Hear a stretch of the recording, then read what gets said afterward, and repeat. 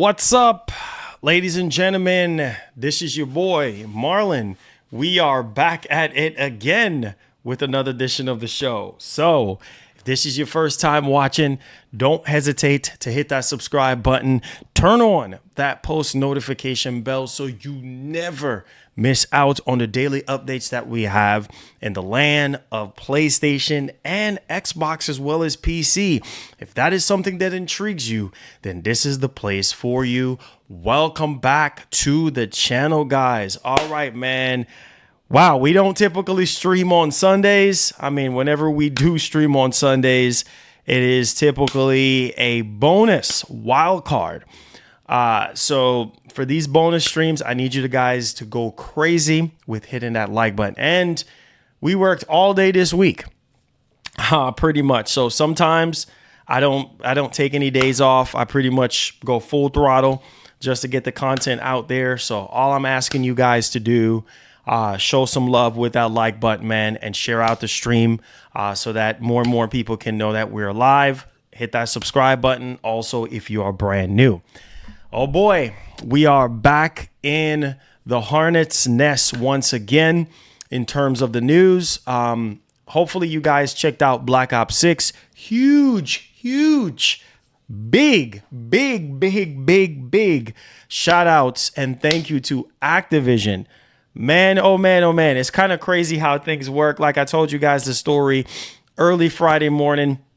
I was talking to my wife about my plans for Black Ops 6 in terms of like coverage on the channel as well. Shouts to the members as well.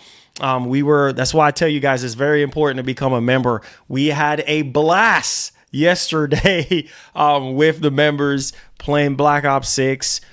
You guys know I'm a man of my word. So we were playing for over 2 hours on Black Ops 6. And it was phenomenal, lots of fun. So yeah, if you haven't already become a member, hit that join button. If you do want to play with us, I think it's really cool. Plus, we can actually rotate. And then once we figure out how to integrate the Discord in with the chat as well, that's going to be even more phenomenal. So you don't want to miss out on our game nights whenever we do have them in rotation for the members. So awesome stuff. Shouts to the members. It was a grand time. So appreciate you guys, man. Thank y'all for y'all love. Thank y'all for y'all support. You know, you guys are awesome. You guys are awesome. So thank you. Marlon Gaming Nation wildcard stream road to PS5 Pro hype for the consoles. Yes, sir. Heat Wave, thank you so much for being a member for 10 months. I told you guys we're not letting up off the gas. I told you guys full ride, full all the way through. Okay. So we're not easing up. Like we are so close to the Pro now. Like literally about a week and change right now from the Pro. I can't believe I'm actually saying that, but you know, we put in a lot of work on this channel over the course of last year, you know, covering this console, talking about this console, and we'll continue to talk about this console until the PlayStation 6 comes out. So if that is something that intrigues you, this is the place for you, man. But yeah, back to what I was saying earlier. But yeah, big shout outs to Activision, man. Like I was saying, I was planning content for the channel on Friday because I literally plan ahead, you know, sometimes days in advance, sometimes week in advance on what I'm going to talk about, you know, how I'm going to talk about it, stuff like that. And I was like, man, I know Black Ops 6 is available on Game Pass, so I'll have at least, you know, coverage for it on Xbox. And I'm like, man, I don't want to have to buy the game on PS5 because there's some other games that I want to buy for the PS5 Pro. And so I'm like, man, I don't even know. I was like, we'll see what happens. And boom, you know, I saw the email and I showed my wife and she was just laughing. And I was like, man, God is so good. Boom, got that email from Activision and we got the game. Right. But the crazy part is they sent me the game for Xbox, which was kind of like, OK, well, it's available. It's available on Xbox. Like, wait a minute. But then I was like, do y'all have the PS5 version? Because, you know, it's already available on Xbox and The guy just emailed me back, maybe not even 10 minutes, not even 10 minutes later, boom. So we got it for the PS5, and they hooked us up with the Vault Edition. So, the Vault Edition comes with the season pass, tons of skins for the guns and also for zombies, which zombies is a whole lot of fun. The wife, she's been very, very busy playing zombies on the Series X. So if you see me popping up on there, just know that is the wife. She's a beast when it comes to zombies. I think she got over like level 25. I think she got to like round 25 by herself, literally just playing. So kudos to her, man. She's a beast when it comes to zombies. She's the better zombie player than me. So she's been really, really busy on that. But yeah, man, Black Ops 6 is awesome. If you haven't already checked out our gameplay review for Black Ops 6, it is really good. Really, really, really good game, man. Especially the campaign. I think the campaign is phenomenal. Taking place back in 1991, around that time. It was, oh man, it was a crazy year. One of the best times to be alive back in 91. So I'm not going to spoil the story for you, but just know that the story is really, really, really good. And graphics, character models, motion capture, really awesome controls. I just always love the Black Ops series. So that's definitely checks the box. Zombies, I think, is more addicting than the actual multiplayer. But yeah, Zombies is really, really, really good. So if you missed out on playing Black Ops 6, go check it out, man. It's a 9.5 out of 10 for me, being that we have put some hours into the game, played the game for a while now. Yeah, so huge shout outs to Activision once again. Thank you so much for hooking up our community in that way. And it's always a blessing to be able to get these games in for reviews. So there's that one. Let me know your thoughts with your Black Ops 6 experience in the comments section. All right, man. Let's talk about the PS5 Pro. So we are about a week and change away. Make sure you guys vote up top here if you are PlayStation 5 Pro ready. What do I mean by PS5 Pro ready? That simply means, do you have every single thing that you need? Have you already pre-ordered the console? Things of that nature. That's what I'm talking about. Just so for some people who don't understand that. So there's that. But we are talking about the insane performance, the insane graphic performance of the PlayStation 5 Pro. Yes. And we have already known that we already know about the big three components of the PS5 Pro. But one of the biggest out of the big three will be the GPU. And those GPU bound games are really going to shine on this console, which I am so excited for. I would say I'm not 100% pro ready yet. So let me go ahead and answer my own question. I am not 100% pro ready. So for those of you who are going to ask me, or you're going to be waiting until Q&A today to ask me if I'm pro ready, I am not. Okay.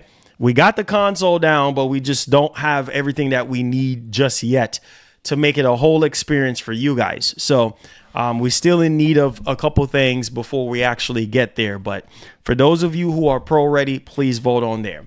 Also, too, we're going to talk about a PS1 upgrade for the PlayStation 5 Pro, which I've gotten a press email on.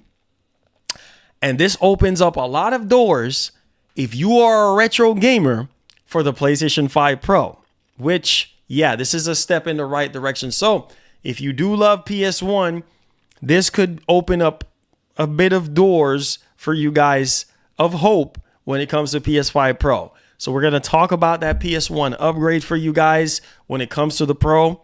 We're also going to be talking about more PS5 games coming, right? In terms of Microsoft. So Microsoft is going to be bringing more games. The rumor that was saying that Microsoft was going to be pausing on games coming to the PS5 or going to other platforms is a lie. Obviously, that got debunked. And then we had Satya coming out. And by the way, he's getting a pay raise of $30 million. Man, just give me 10% of that money and I'll be nice. But nevertheless, hey, that's why he gets paid the big bucks, right? Yeah. $30 million pay raise, and I'm sitting here making pennies. Yeah, I'm telling you, these execs, man, they make crazy money. When I saw that over the weekend, I was like, man, that is a lot of money. It just goes to show you, man, that there's money in the world, boy. There is money, and they're the ones that are making the big bucks.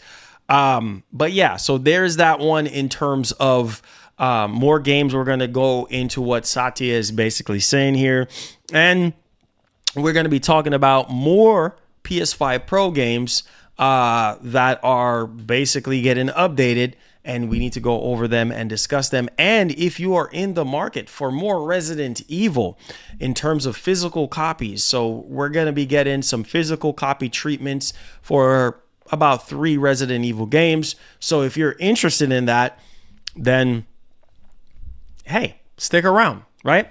So happy Sunday, and let's get right down to business. The goal for today, all right, walk by faith, not by sight, speaking it into existence. The goal for today is 300 likes. So let's see if we could get over 300 likes today to help out the show. I know we can do it. I trust you guys. And like I said, these are wild card streams. We don't typically stream on Sundays, but if you would like us to continue to go out of our way and take time to do these Sunday streams, please show some love, okay? All right, so here we go. Let's talk about the insane PS5 Pro graphics performance. Now, I'm not surprised. You know, all this nonsense about, oh, this PS5 Pro is garbage and PS5 Pro, all this controversy, if you guys notice, is dying down now because it's all clickbait, rage bait nonsense. You know what I mean? And for some reason, people, you know, they try to get involved with all this nonsense. And at the end of the day, man, it really boils down to, what do you want? Do you want a console or do you want a PC? And if you want a PC, just know what you're signing up for when it comes to PC, because PC is so completely different.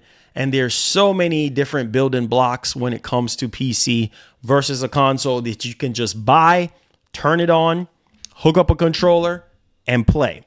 And so there's a huge difference there. And also a huge difference when it comes to performance, because higher end PCs obviously will run circles around consoles. Everybody knows this already.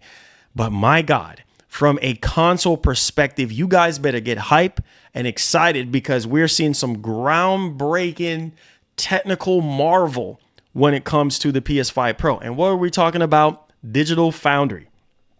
So Digital Foundry was testing even more games, and also they have tested F124, okay, which they captured some footage at the PS5 press event, or they had some kind of access to the PS5 Pro, and they were able to capture some footage. But this is insane, because F124, literally footage directly from the PS5 Pro, running on PS5 Pro natively. So this has come from Eurogamer. It says like right here that PS5 Pro tested on with F124, ray tracing, and PSSR raise value. Now, here's the crazy part about this. Looking at this game, if you are somebody that, you know, is on the higher end, right, when it comes to console gaming, this automatically raises the value, right? At least for me, like, because quality, ray tracing, better performance, that automatically raises the value. So I just wanted to kind of specify on that really quickly before we actually get into the meat and potatoes of this, because why not? Yo, Gifted Gamer! Let's go, getting us started, man. We are 24 away from hitting our goal, so I appreciate it. I just pre-ordered a PS5 Pro yesterday. Agent, thank you so much for the $2. Appreciate that. Appreciate that. Thank you so much. Thank you so much.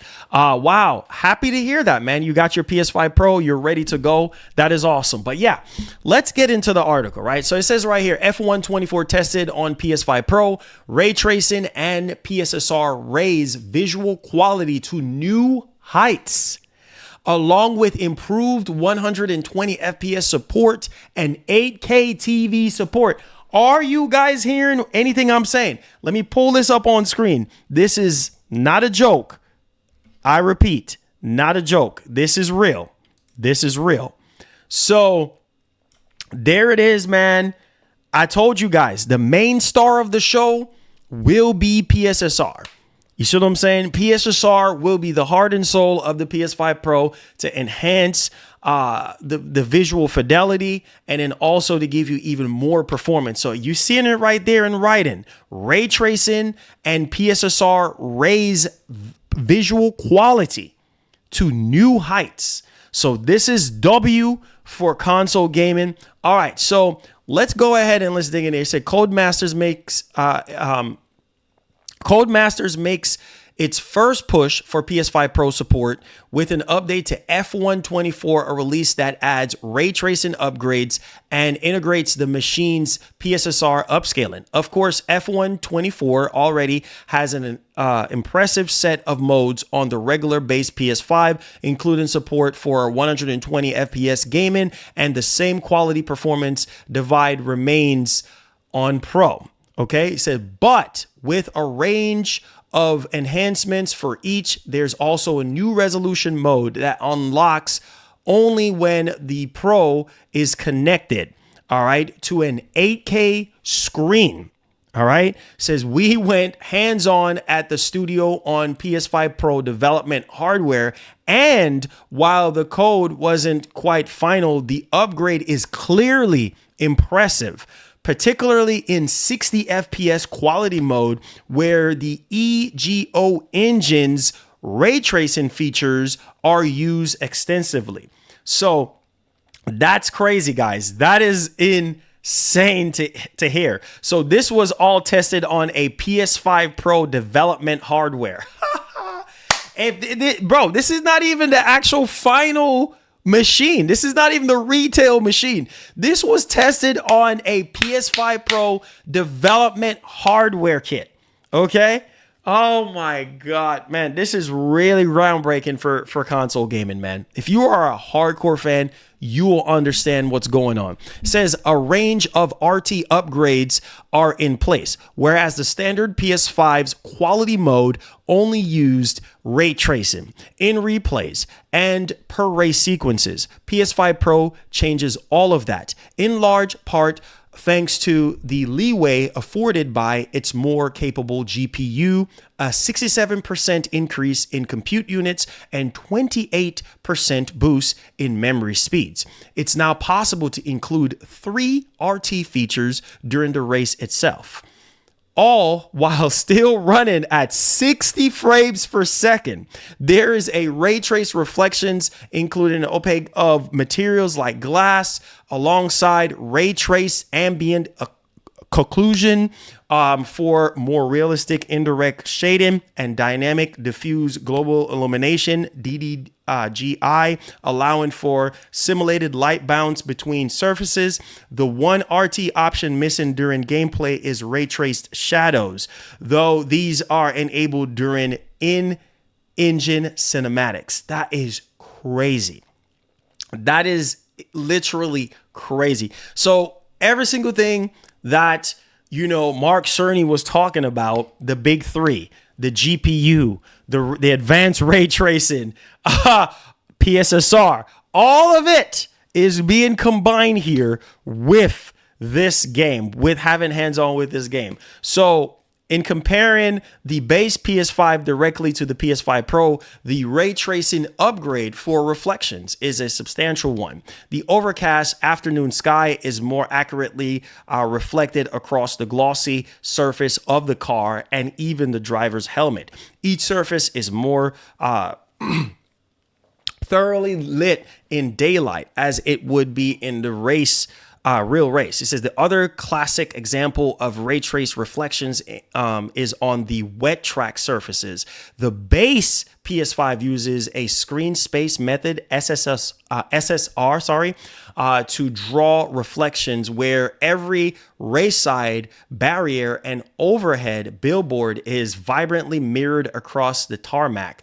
Expect the result is often exaggerated. SSR works well, but it doesn't simulate the way real life light basically reacts. Crucially, diffuses across rough surfaces. The material reaction is too clean in mirroring of element above the track.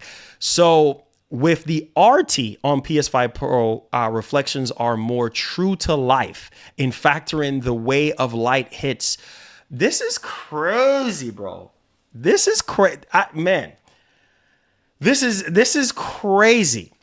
Like with RT on PS5 Pro, reflections are more true to life in factoring in the way of light hits the course material properties on the road. This is nuts. It works much like the PC version, maxed out in this sense. The impact of light from roadside barriers are undeniably subtler with the RT engaged. Still, overall, PS5 Pro offers a more natural result via RT, where the most reflective points on the road are typically puddle formations. This is crazy. Mark Cerny, I mean, I don't even know what else to say right now. Let's come down, because this is just talking about like ray tracing, blanket, all this different stuff, right? Blanket of shade, stuff like that. Let's come down a little bit here, bro. Let's come down a little bit here. Sad that Mark Cerny is not getting his flowers while Hess is still here on this earth. I know. Cerny, if you're watching, we appreciate you and thank you. MGN, let's go. Yes, sir. Yes, sir. Yes, sir. Yes, sir. Listen, this is crazy right now. It says Sony's machine learning driven PlayStation Spectral Super Resolution PSSR makes all this happen. There's no such thing as free lunch in rendering. In rendering and RT in particular, computationally expensive. The actual native resolution is changed compared to a base PS5, which typically runs at dynamic 4K. Oh my God. Typically runs at a dynamic 4K with drops to 1800p. In PS5 Pro's case, the native resolution is lowered to a range of 1440p to 1080p instead, always adjusting based on rendering load and the demands of ray tracing per track. To pick one example, pixel tests on complex stage like Monaco come in at 1224p or 56% scale of 4K, but that does go higher and lower. PSSR is the magic bullet here. There are enough raw pixels to work with to resolve the track and car details to a surprisingly comparable 4K result. Are you guys paying attention to what I'm saying? Quality of pixels versus quantity of pixels with machine learning makes up the difference in terms of the perception of higher resolution. Oh my God. I told you guys. I told you guys. I said PSSR, man, is going to be the star of the freaking show, man. That's what's going to do a lot of the heavy lifting and carry. It doesn't matter. 4K, upscale 4K, whatever the case, as long as we're getting more than 30 frames on these games, that's all that matters to me at the end of the day. Because right now, AI is getting better and better and better. The more developers exercise these tools to use to upscale and to make these games look even better, even better than native or close to native, that is amazing. And it gives me so much hope for GTA 6 because I'm reading all this and all I can have in my head is GTA 6. I cannot wait for the write-up for GTA 6 because it's probably going to be along the lines of this, bro. Upscaling from 1080p or even 1440p or even lower than that to give you that 4K image. I don't freaking care. I don't, because I know how demanding GTA 6 is going to be. And we're going to have to wait 2 friggin' years to get it on PC. You feel what I'm saying? That's my whole point of what I'm saying. So let's finish this off, because this is nuts. Just reading this is nuts, bro. In pure image quality terms, this PSSR reconstruction ends up coming close to the base PS5's native. Are y'all paying attention? PSSR reconstruction ends up coming close to the base PS5's native 1800p 4K image. That is crazy. There are inevitably some limits as a result, though. In upscaling from lower base resolution, notably, there's a breakup on fine sub-pixel details in motion, like the fences and the meshes, which so often tend to challenge reconstruction algorithms up to and including NVIDIA's class-leading DLSS. Temporal breakup is possible with PSSR, but most of the image outside of these elements resolve to convincing results, creating a 4K pixel structure for track geometry and the car itself. So in PS5 Pro's bid to include RT features during gameplay, it's a trade-off, though. The use of PSSR is smart one in aiming to maintain the quality mode's 4K 60 output. So let's take away on something here. This is amazing, right? With all the stuff that's going on here, upscale 8K 60, 4K 60, PS5 Pro is upscaling from between 1440p to 1080p, but preferably 1080p. So it's upscaling from as low as 1080p to give you that 4K image. Oh my God, have mercy. That is so freaking phenomenal. Because the image quality, while it's not perfect, obviously because in this early stage, so you are gonna have some sort of artifacts or some sort of temporal issues here and there, sub-pixels, whatever the case may be. It ain't gonna be perfect. But the fact of the matter is we're so early and the console is not even out. Plus, this was tested on a development kit. So can you imagine when the patch finally comes out, when the PS5 Pro is finally out, they can tweak stuff. And the fact that PSSR is already ahead, come on, y'all. The fact that PSSR is already ahead of FSR 3.1, and in some cases even better than NVIDIA's DLSS, wow. So why am I so excited? Because of these more demanding games, y'all. Come on, pay attention. These more demanding games are already so demanding on current generation consoles, aka base PS5 and Series X.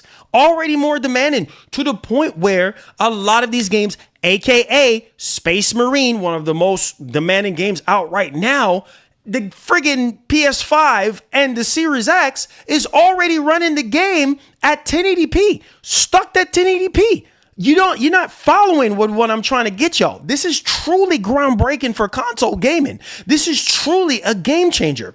The fact that games like Space Marine is stuck at 1080p right now, and the PS5 Pro can potentially come in and upscale from a 1080p native resolution and upscale it to 4K is insane.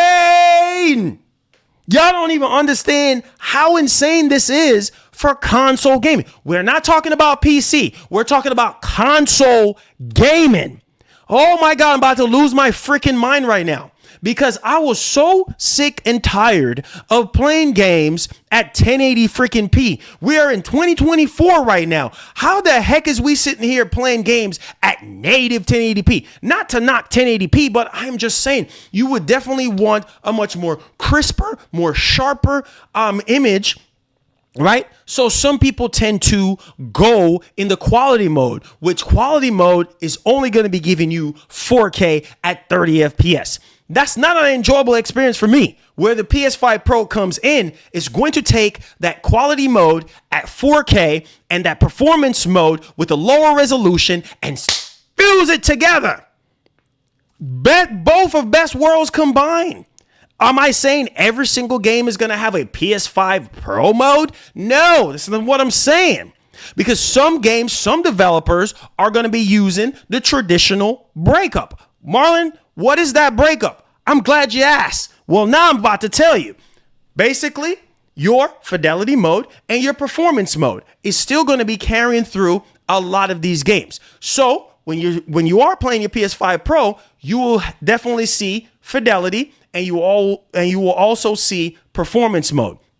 Now, some games are going to utilize the PS5 Pro mode. And once you get into the PS5 Pro mode, that's where the magic happens. Don't you realize what I'm saying right now? The magic happening with the big three. You got the advanced ray tracing capabilities, which is being showcased here with F1 24. And then you also have the GPU performance. And then you also have PSSR fused into that PS5 Pro mode. Oh my God. Guys, I am so excited right now because games like Space Marine, games like Lords of the Fallen, games that are in 1080p and not even 1440p. It wouldn't be even bad enough if a lot of these games were at 1440p or dynamic 4K or anything like that. Now, there's quite a few games, more than quite a few games that are at dynamic 4K or even dynamic 1440p. Doesn't matter. This is groundbreaking, and the technology, the console ain't even out yet. The technology ain't even fully out yet. Can you imagine what Mark Cerny and the team in AMD is going to be able to do? Oh my God. Bro, this gets me excited for the PlayStation 6. Because if we're getting groundbreaking, bro, we're talking about 4K 60, right? And we're talking about 4K 60 on these more demanding games. Are you paying attention to what I'm telling y'all?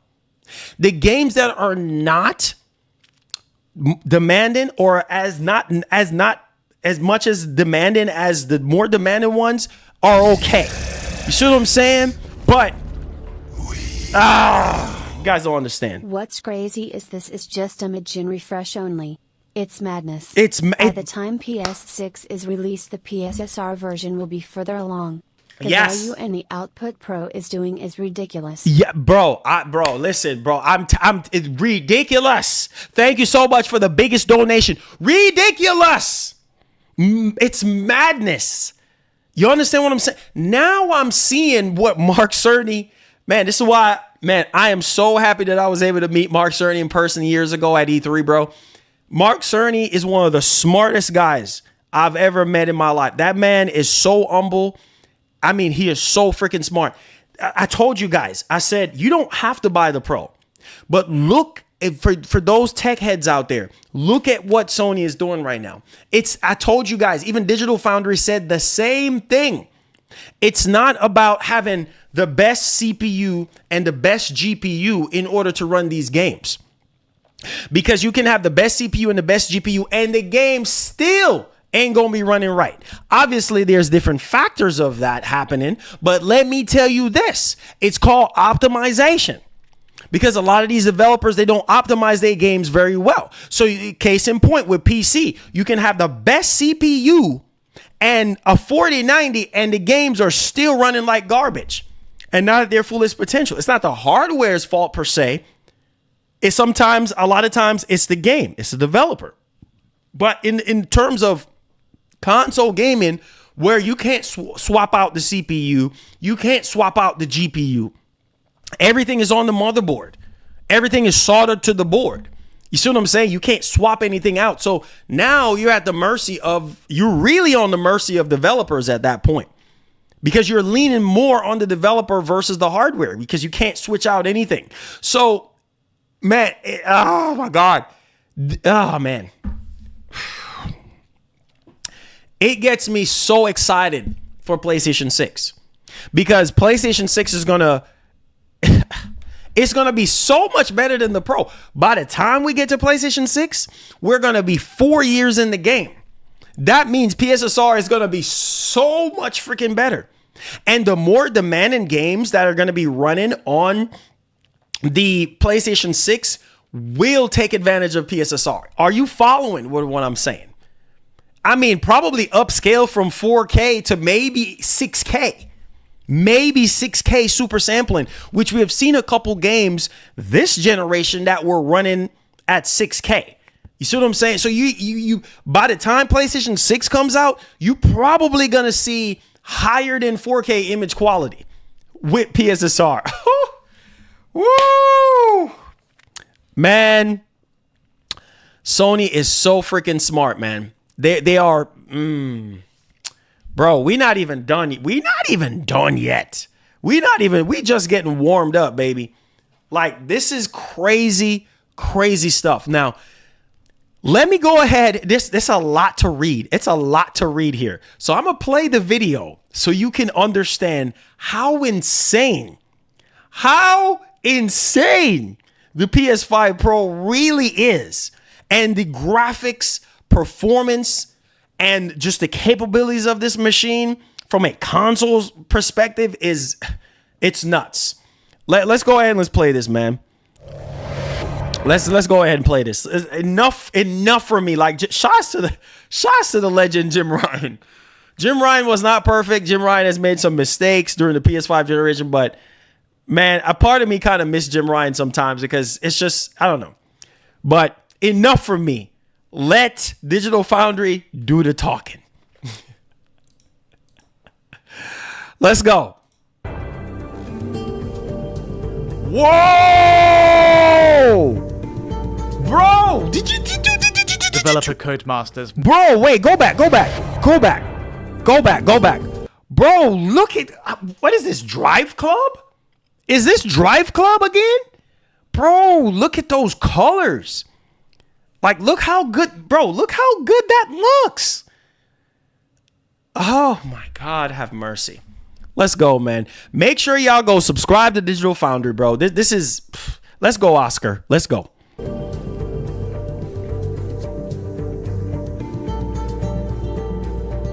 Developer Codemasters makes its first push for PlayStation 5 Pro support with an update to F124, a release that adds ray tracing upgrades and integrates the machine's PSSR upscaling. Wow. Of course, F124 already has an impressive set of modes on the regular base PS5, the quality and performance modes, where the latter lets us play at 100.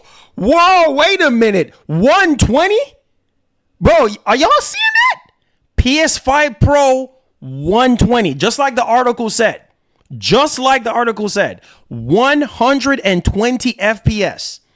Oh my Jesus. 20 frames per second. These two options are essentially kept in place in the game's graphics menu while playing on PS5 Pro, but with a range of enhancements on each. Plus, there's a new 8K resolution mode on PS5 Pro, unlocking once a compatible display is attached. Wow. We had a chance to go hands-on with all three options at Codemasters. You hear that? HQ. You hear that? 8K, guys. 8K. So it will unlock if you have a TV to support. Let me back it up because some of y'all probably don't believe the PS5 Pro can do 8K. Upscaling 8K, which is amazing. It's an experimental mode, okay? It's not native 8K, but it's upscale 8K. Oh my Lord, have mercy. Similar to Gran Turismo 7. If you guys remember Gran Turismo 7. Let's back up just a little bit here so you guys can hear that again. Once a compatible display is attached, go back. While there we go. Playing on PS5 Pro, but with a range of enhancements on each. Plus, there's a new 8K resolution mode on PS5 Pro, unlocking once a compatible display is attached. That's We nuts. had a chance to go hands-on with all three options at Codemasters HQ, using a PS5 Pro dev kit and returning with the video capture you see here. And while this pre-final build is in the last stages of polish, my God, the outlook is positive for when the hardware launches on November 7th. Bro, they still polishing this. You hear what this man said? They're still polishing. This ain't even ready to come out yet. And it's this impressive. Oh my God. I can't wait. I'm about to lose my mind right now. I cannot, bro, this thing is not even out yet. We are still in the development stages. Here's the words that are coming out of my mouth. We are not even fully ready yet for launch. And y'all not even understanding what's going on. Through each mode in turn then, how drastic are the Pro visual upgrades when compared to a base PS5? Notably, looking at the 4K 60fps quality mode, where ray tracing is added for actual gameplay. Oh my god. Also, bro, how convincing. Look how choppy. Go back. Look how choppy that look. Look at the PS5 fidelity mode versus the PS5 Pro. Look, pay attention. Pay attention, guys. Let me move myself somewhere else. Guys, pay a close attention to the gameplay. Let me make myself a little small. Pay attention to the left. Base PS5, quality mode, PS5 Pro on my side. Pay attention. Just look how choppy that looks on quality mode. PS5.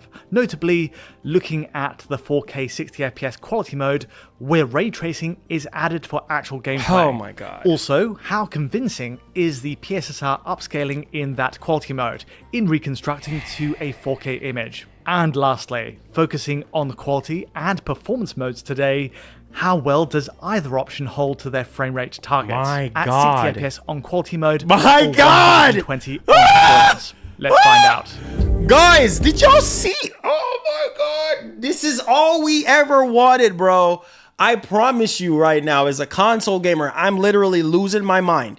Because y'all don't understand how much big of a deal this is. I know it's not native. Everybody knows that. But my god. All we wanted was 60 FPS in quality mode. And we're getting that with upscale.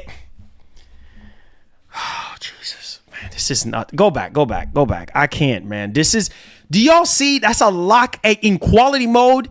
A lock 60 frames per second, bro. In quality mode.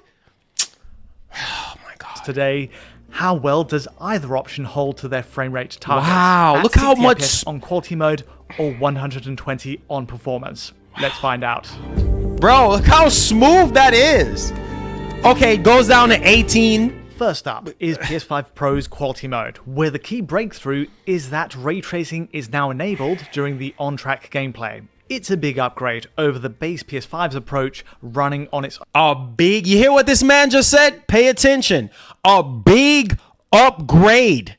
I'm going to say it again. A big upgrade over the base PS5. Okay, let's continue. own quality mode here, where ray tracing only ever enabled for pre-race moments and replays. Once we go to the starting grid on base PS5, we immediately switch to the conventional rasterized techniques for reflections, shadows, and ambient occlusion. The PS5 Pro update changes all of this, in large part thanks to the leeway afforded by its more powerful GPU, a 67% increase in compute units, and 28% boost in memory speeds. It's now possible to include 3 ray tracing options during the race itself, all God. While still running at 60 frames per second. Oh my God! In order, we get ray traced reflections, including opaque materials like glass. We get ray traced ambient occlusion for more realistic indirect shading. And finally, there's dynamic diffuse global illumination, or DDGI, allowing for simulated light bounce between surfaces. The one RT option missing during gameplay, though, is ray-traced shadows, though this does enable during in-engine cinematics. This is amazing, bro. For a console? In comparing the base PS5 directly to PS5 Pro, the ray tracing upgrade is a substantial one. Whoa! Using the TV pod camera view. Do y'all see the reflections? Bro, look down on the car. Look down on the hood of the car. You can see the reflect. I'm done. You'll immediately spot the impact of RT reflections to start. The overcast afternoon sky is more accurately reflected across the glossy surface of the car, and even the driver's helmet. Each surface is more thoroughly lit in daylight, as it would be in a real-life race. Oh my! Now, the classic example. Pause. As it will be in a real-life race. Bro, we're getting lifelike performance from a $700 console. Bro, we're getting PC-like performance from a console. Because before the PS5 Pro, none of this was possible. With Bro, the man said 3 ray tracing modes. All 3 ray tracing mode while still getting 60 FPS. I don't understand, man. Of ray trace reflections is across wet track surfaces. Wow. The base PS5 uses the screen space method, of course, SSR, to draw reflections, where every roadside barrier and overhead billboard is often vibrantly mirrored across the tarmac, except the resulting reflection is often exaggerated. SSR works well here, but it doesn't simulate the way real-life light reacts, and crucially diffuses across rough surfaces. The material reaction is too clean in the mirroring of elements above the track. What we have with PS5 Pro's ray tracing method, on the other hand, is more true to life in factoring in the way light hits the coarse material properties of the road. It works much like the PC version maxed out. The impact of light... It works! You heard. You didn't hear it from me. You heard what the man just said. Works much like PC maxed out. Are you hearing what I'm saying right? Turn me up if you're not hearing me. Works much like PC maxed out. That is nuts from a console, from a freaking $700 console. Let me go back so I don't hear no nonsense in the comments. To life in factoring in the way light hits the coarse material properties of the road. It works much like the PC version maxed out. The impact of light from roadside barriers is undeniably subtler with ray tracing engaged. But still, overall, PS5 Pro offers a more natural result via RT. My God. Oh, God. Next along is the impact of ray-traced ambient occlusion, the indirect shading in and around the car and track. As ever with anything shading related, this one stands out best in switching directly between PS5 in full screen and then going to PS5 Pro. Whoa! Night and day!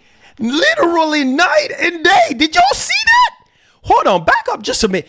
Literally directly between PS5 in full screen. Look at PS5. Look at that. That's PS5. Watch when he switched to the Pro. You could see more deep.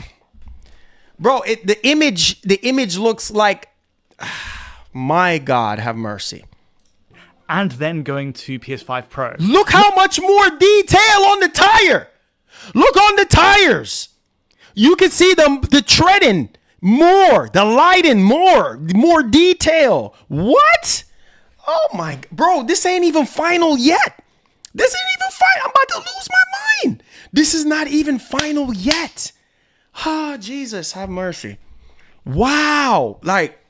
Note how the underside of the car produces a thicker blanket of shade using PS5 Pro's ray traced approach. Likewise, trackside details like barriers and even the palm trees beyond the circuit are now more thoroughly shaded, where the floodlights logically don't quite reach. It makes for a huge difference, and not just at night. Racing through the Azerbaijan circuit. This man said it makes for a huge difference, and not just at night. This man is using the word huge difference. Dusk. The waning sunlight is better simulated with PS5 Pro's RTAO. Its barriers are darkened all the way up this first straight, while the base PS5's details look almost artificially bright. We get an altogether richer, more natural pass of shade that gets in every point of the track ahead, and even cockpit details. Finally, we also have PS5 Pro's DDGI, the Dynamic Diffuse Global Illumination. Previously, this was best shown off on base PS5 around the car showrooms of the main menu, running at 30 FPS, but never in gameplay. On PS5 Pro, switching back and forth with the base model, we see the tunnel of the Monaco track noticeably bouncing color, that dark brown hue around the arch. Look at the Monaco track. I'm sorry. Look on the Monaco track. Look at the tile. Look at the tile. Look at the reflections. Look at the reflections on the car. Look at the attention to detail on the car. Look at the attention to detail on the tarmac. Look at it. Pay attention, guys. Are you seeing this? This is nuts. I mean, this is what marks. Look how washed out. Pay attention. Look on the tile. On the Monaco track. Look on the tile. how art just washed out and not even looking all detailed. Look at all them jagged edges and just look at the base PS5. Okay, now let's flick on the switch. Let's flick the switch on. We see the tunnel of the Monaco track noticeably bouncing color, that dark brown hue around the arch and back onto the car. Oh my god. Again, there are no arty shadow scenes, but the combination of RTAO and Look at the light! Look at the light casting on the tile.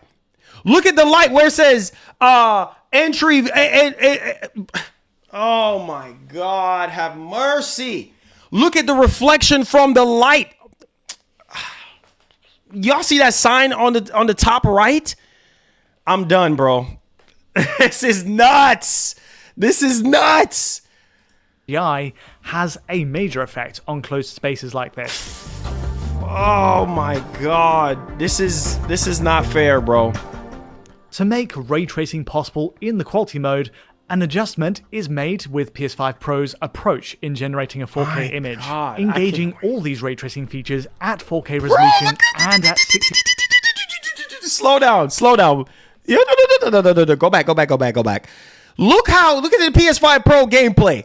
Look, bro, this is not even final yet. Hold on, go up a little bit. An adjustment is made with PS5 Pro's approach in generating a 4K image. Let's move slow. Oh my god, look how smooth. It is so butter. It's literally so butter. Oh my god. All these ray tracing. Hold on. Go back. I made a mistake. Hold on. Oh my god. I want to show you. I want to illustrate features at 4K. No, I'm going too fast. Hold on. I'm tripping. Go slower. Resolution. Bro, look how 60 frames per second, no less, is a big ask after all. Bro, you see how I can't. Let's put it back. I just had to look at the detail. Did y'all see the light, the stadium lights just bouncing off the car, just running? Oh, Jesus. Is made with PS5 Pro's approach in generating a 4K image, engaging all these ray tracing features at 4K resolution and at 60 frames per second, no less, is a big ask after all. And so, Codemasters has found a way to rebalance the rendering load. Look how good that looks, bro. PS5 Pro leans heavily. PS5 Pro in quality mode looks night and day better than the base PS5. This is the language that I'm speaking right now is for high-end console gamers. People who wanted this from the very beginning of the PS5 generation. I'm not talking about the casual gamer, because the casual gamer does not care about what I'm saying. The casual gamer does not care about what they're seeing on their phone right now. I'm not talking about you. I'm talking for my boys out there, my girls out there that wanted the best performance possible on consoles. Period. End of story. I know you guys are probably losing your minds right now as much as I am, because, oh my God, we are in the PS5 Pro quality mode. You see how good that looks and how buttery smooth. Marlon, stop. On Sony's PSSR to achieve a 4K image via reconstruction. The actual native resolution is changed compared to a base PS5, which typically runs at a dynamic 4K. That still looks good though. To 1800p. On the base PS5. In PS5 Pro's case, the native resolution is lower to a range of 40. Wait. Look at the mirror. Look at the mirror on the base PS5.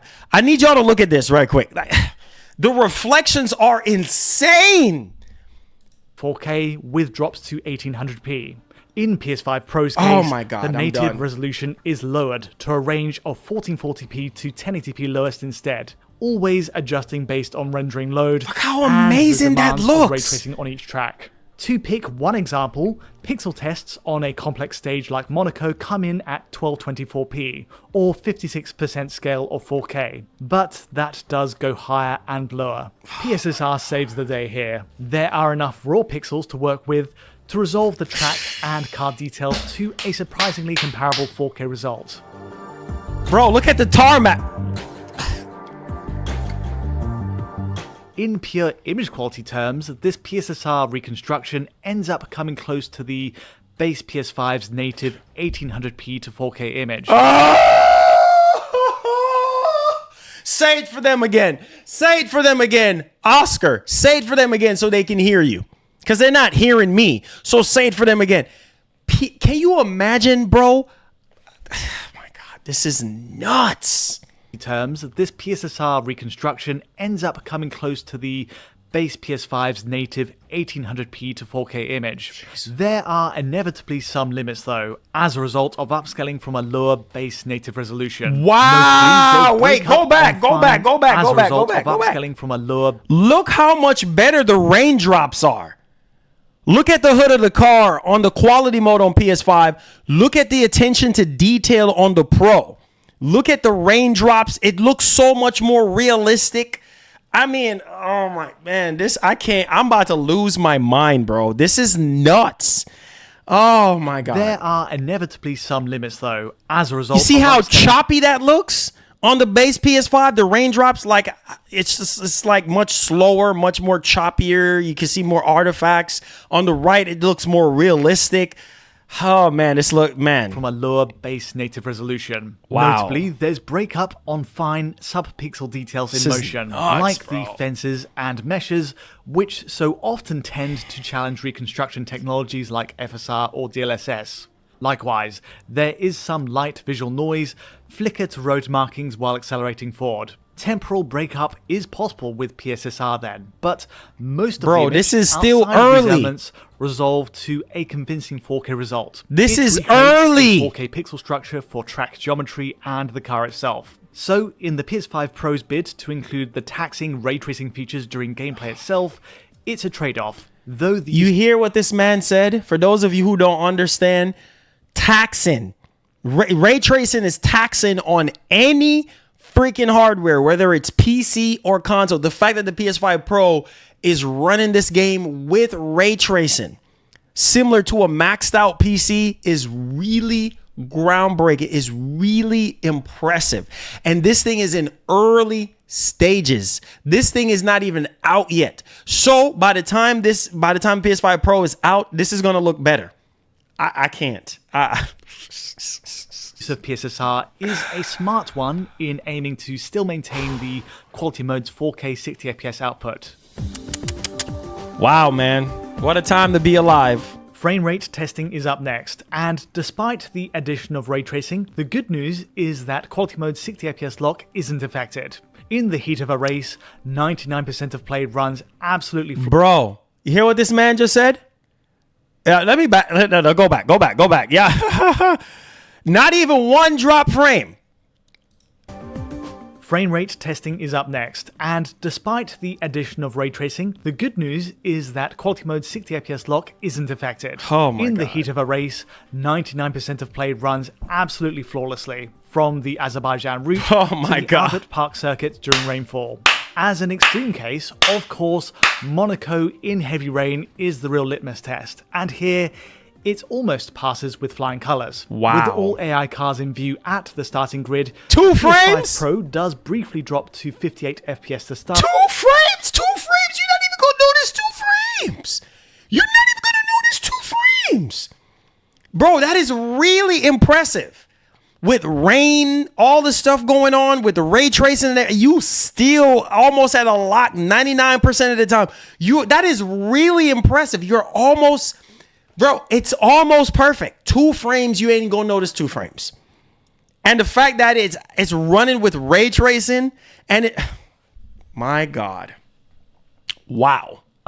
With full screen tearing. It's a momentary drop though, and once we splinter away from the pack, 60 FPS is in the frame again. Now the only other issue on this track is the occasional hitches in this pre-final build we tested on the Pro Debug unit.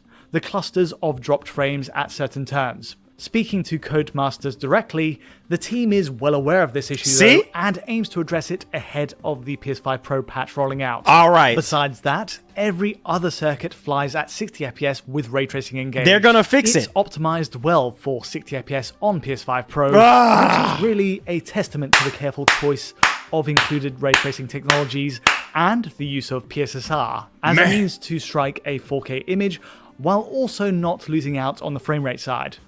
Wow, man. Bro. Oh my God, this is Looking insane. beyond the gameplay, PS5 Pro still caps its frame rate during scripted, pre-race build-ups and replays. The crucial change being that the sequences now cap at 40 frames per second, rather than the 30 FPS on base PS5. So for example, this camera flyover across the Monaco track runs at a flat 40 FPS cap to begin with. Once we zoom into each racer though, on the grid, PS5 Pro starts to drop well into the mid-30s with heavy screen tearing in tow. Likewise, the replays and post-race celebrations all run at a wavering 30 to 40 FPS on PS5 Pro. It's a similar range of behaviors to the base PS5 then, just with a higher frame rate ceiling of 40 FPS. Also, much like on base PS5, ending a race will even briefly have the AI take control of your car while leaving the frame rate to run entirely unlocked. In this case, we get a range of 40 to 60 FPS with screen tearing. So, in summary, all of the curious frame rate behavior around a race, the build-ups and replays, are still blighted by drops and tearing on PS5 Pro, but they do tend to run at a higher frame rate overall. And like I said, this is still early because they can iron all this Moving stuff out. on, the performance mode, allowing for gameplay at 120 Hz, Oh my God. offers a more conservative but still worthwhile upgrade on PS5 Pro. Wow. The final target resolution is 4K here, but the technology used to get to 4K at 120 frames per second differs from the quality mode. First off, performance mode runs at a dynamic 1440p, Wow. though drops under that figure are rare. It's typically a static 2560 by 1440. Wow. Already, in this sense, we're getting an upgrade over the base PS5's 1080p to 1440p Wow. range in its own performance mode, which Wow. more aggressively tucked into that dynamic resolution. Make sure y'all hit the like button, PS5 subscribe. Pro's performance mode also depends on the temporal anti-aliasing upsampling mode, or TAAU, rather than the PSSR upscaling of the quality mode. The results overall are still impressive, and TAAU's only limit is at times in resolving fine detail in motion, like the lettering of roadside adverts while zoomed in here. The issue manifests as a very occasional flicker on these elements as we accelerate, but we're still getting a decent 4K resolve otherwise. Wow. Also, you might have noticed in this side-by-side comparison with base PS5, the other major difference is in reflections. Codemasters confirms that no ray tracing is included in this mode on PS5 Pro, and so RTAO, DDGI, and RT reflections are disabled. Rather, and again speaking with the team for clarification, planar reflections are used instead on its 120Hz mode, essentially re-rendering the track geometry within the reflected surface. That is still impressive. It's a still computationally expensive That is still approach. better than the And base as a PS5. fallback, there's track surface texturing, Wow. cube maps, both of which combine to achieve a realistic track reflection. Yo, without Honda, appreciate resorting that. to ray tracing Yo, or Javi, the what's SSR up? method on base PS5. Make sure y'all hit that like button. Bro, I can't wait. I cannot. Bro, I have to get bro. Testing PS5 Pro's frame rate at 120 FPS, the turnout is again capably hitting the mark. Wow. On every track tested so far, there's barely a blip en route. That is really impressive. Almost little to no drops at 120 FPS. That is really impressive, bro. For a $700 machine with the same CPU. With the same CPU, just 10% more in terms of the performance, but the same CPU, and you're... Man. Even including the Monaco circuit as our extreme stress test. That said, there Wow. are some exceptions. Turning into a pit stop for repairs triggers That's a minor bout of that's understandable. You're in a pit stop. You have a lot of NPCs coming in. That's understandable. I mean, you're dropping 1 or 2 frames. Oh, whippity doo, big deal. Big deal, right? Like, this is still impressive. The fact that, I mean, you have all this simulation going on. They're changing the tire. They're putting gas into the car. I mean, there's a lot going on. So obviously there's going to be some frame drops here and there, but bro, 2 frames, is that going to hurt you? No, it's not. drops to 115 FPS lowest with full screen tearing. Whippity-doo. There's also very 5 occasional frames. 1 frame drops during gameplay. 5 frames. But nothing that massively detracts from the experience. And then drop 1 once frame. Again, performance mode has an odd set of behaviors during pre-race sequences and replays. Generally, these lock at a 40 FPS cap, much like the quality mode, but ending or retiring from a race will trigger the engine to run fully unlocked to 120 FPS. That's still much good. like on base PS5, these automated post-race moments engage race Yeah, racing that's something to do. conclusion. That's something to do with the actual engine of the game. That's all that is. You know what I mean? Whenever it goes into that scene or whatever, the simulation is running and stuff like that. Obviously, it's not smooth, and this is not 100% yet. You see what I'm saying? This is still in pre-development right now. This is not even the full thing yet. So once November 7 comes and this thing drops, it will perform better than this. Wow, man. Wow. Reflections and DGGI. The net result being that we get to see, even if just briefly, how PS5 Pro might run with these RT technologies with a 120 FPS target. The reality is that we're hovering at the 70 to 90 FPS range. Still good. And that being the case, Still disabling really these good. options for gameplay itself turns out to be a sensible call. Wow, man. Wow. A final note on the new 8K resolution mode. 8K. Alas, we couldn't capture PS5 Pro at 8K this time around, though we did see it on an 8K display. My God. The idea is you set the PS5 Pro at a system level to output at 8K, and from there, a new option unlocks on the F124 menus in-game. My Much God. like with the console's 120Hz functionality. This forces the game to render at a native 4K, which is then upscaled using the Ego engine. Whoa! Did y'all just hear that? No. Y'all not hearing. Y'all not hear.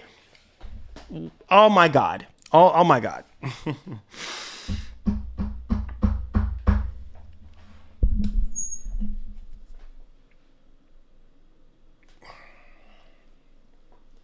Wow.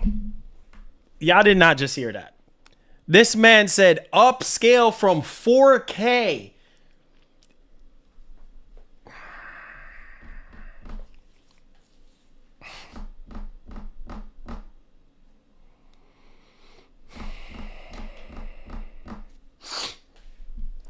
Upscale from 4K to 8K. Let that just let that sink in. For those of you with 8K TV, just let that sink in for a minute. Upscale from 4K.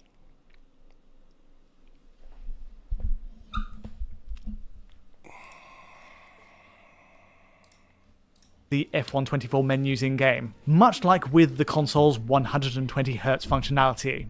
This forces the game to render at a native 4K, which is then upscaled using the Ego engine's TAAU to create an 8K image. Our impressions so far are that it's impressive. Oh boy. All of you clickbaiters who've been whining, pissing, and moaning and pre-ordered Pro have egg on yo face. You can be angry all you want, but for any console to do this is exceptional to see. Bro, you're seeing bro. We're talking about consoles. Thank you, Mark. Thank you, Mark, for the $10. Make sure y'all hit the like button. Make sure y'all subscribe. Pay attention, guys. Listen. If you don't listen to me at all, listen to me now. Pay attention to what I'm saying to you.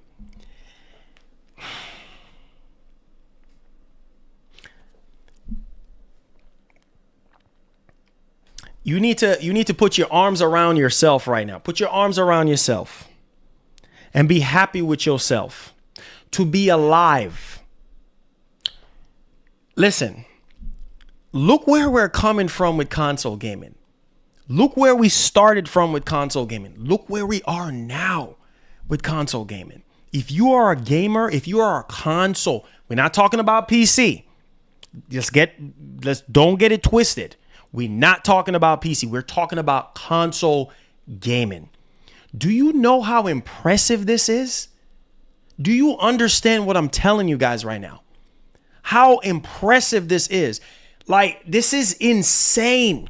What do you think the PS6 is going to do? And the next can you imagine what the next Xbox and PlayStation 6 console is going?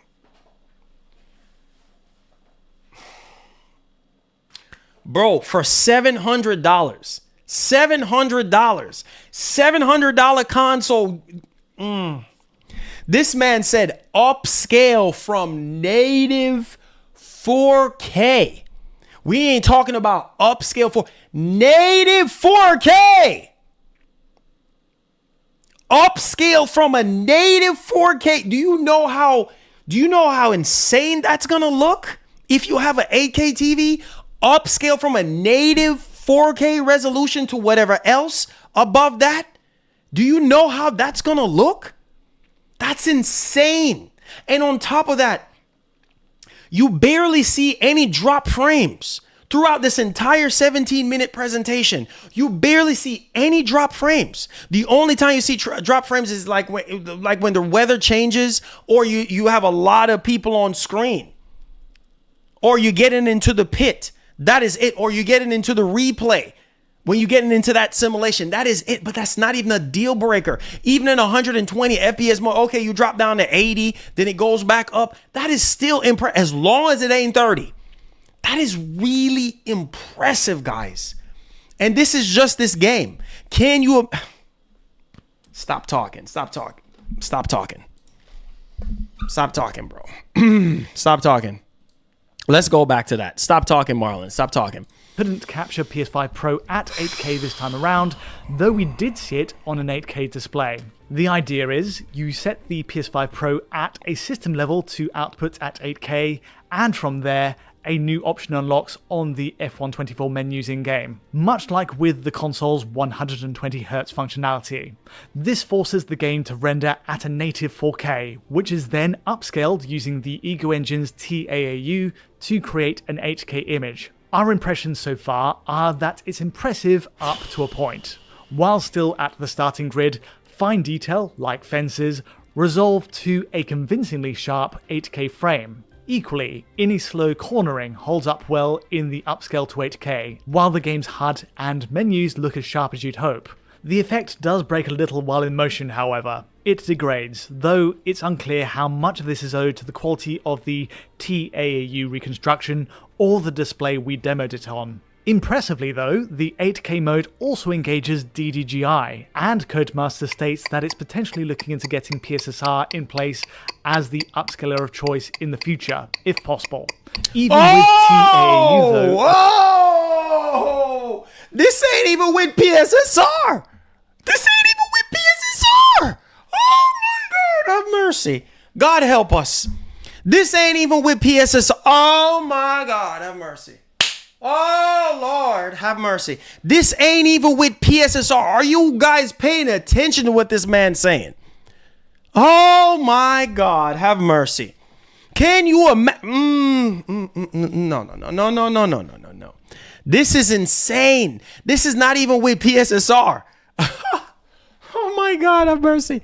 Go back. I did not just hear what I just... No. Hold on. Or the display we demoed it on. Impressively though, the 8K mode also engages DDGI, and Codemaster states that it's potentially looking into getting PSSR in place as the upscaler of choice in the future, if possible. My God. Even with TAAU though, the first impression is a good one, and we'll have more to say on PS5 Pro's 8K support when the console lands. My God.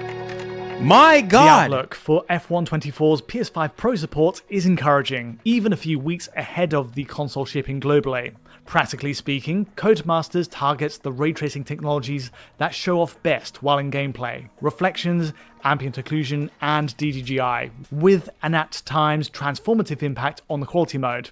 The other big success is that 60 FPS is kept in place for this mode, and thanks to PSSR, a 4K image is still viable using reconstruction.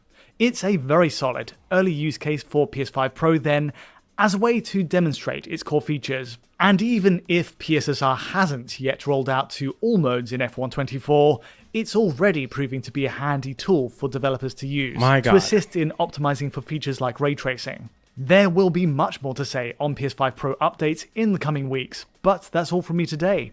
If you did enjoy this video, feel free to like or subscribe, and make sure y'all go subscribe to Digital Foundry. Wow. Bro. Wow.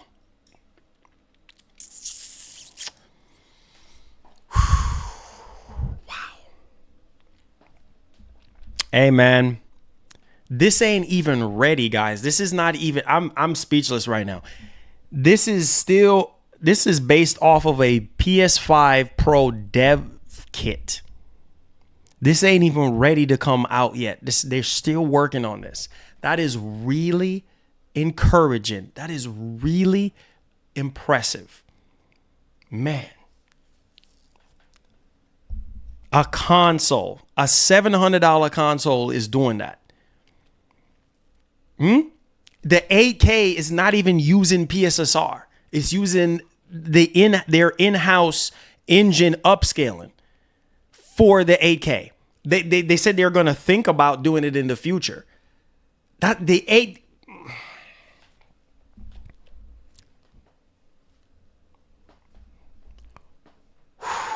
Man, I can't wait. I wish I had an 8K TV to do some testings on the games that can run at upscale 8. I wish I was rich. I wish I could afford an 8K TV just to have it for testing purposes, just so that I can have a 4K TV side by side, just having the games running so you guys can see.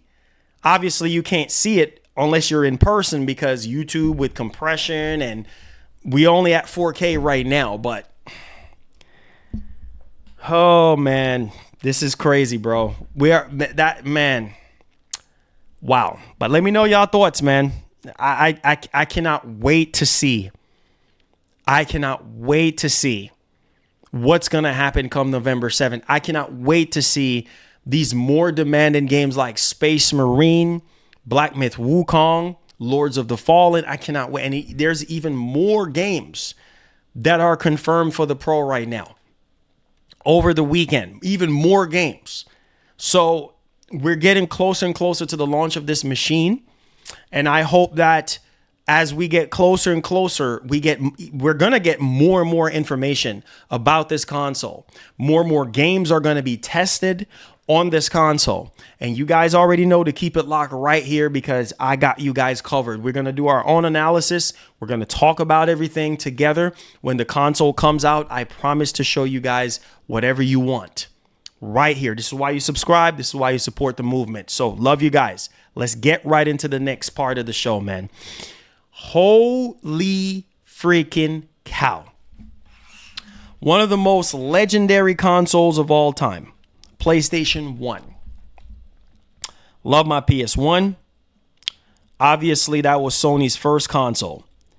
And obviously, we're celebrating 30 years of PlayStation. And I couldn't even be more excited to be able to get my hands on my PS5 Slim 30th anniversary. I was fortunate to grab one at the last run that they had. I was fortunate to get it through Walmart.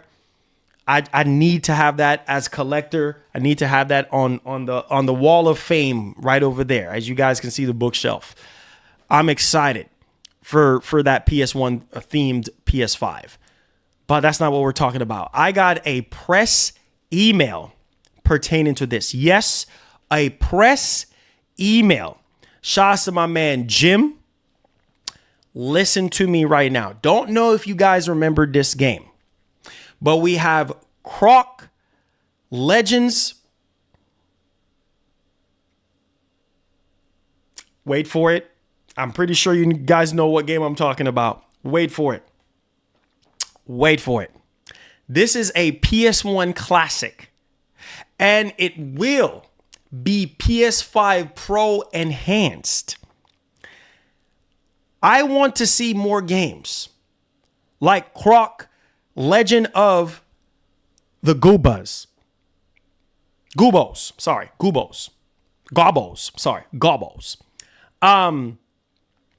I cannot wait to see this game running on the Pro, whatever enhancement it's going to have. I'm like, wait a minute. Wait, what? They're actually doing this? Yeah, they are. So let me show you guys. I have a trailer. I was looking at it on my email, but I have a trailer to show you guys. This is crazy right now. This is crazy.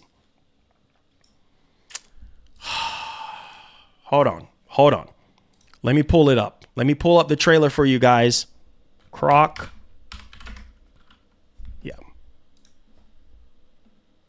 Here it is.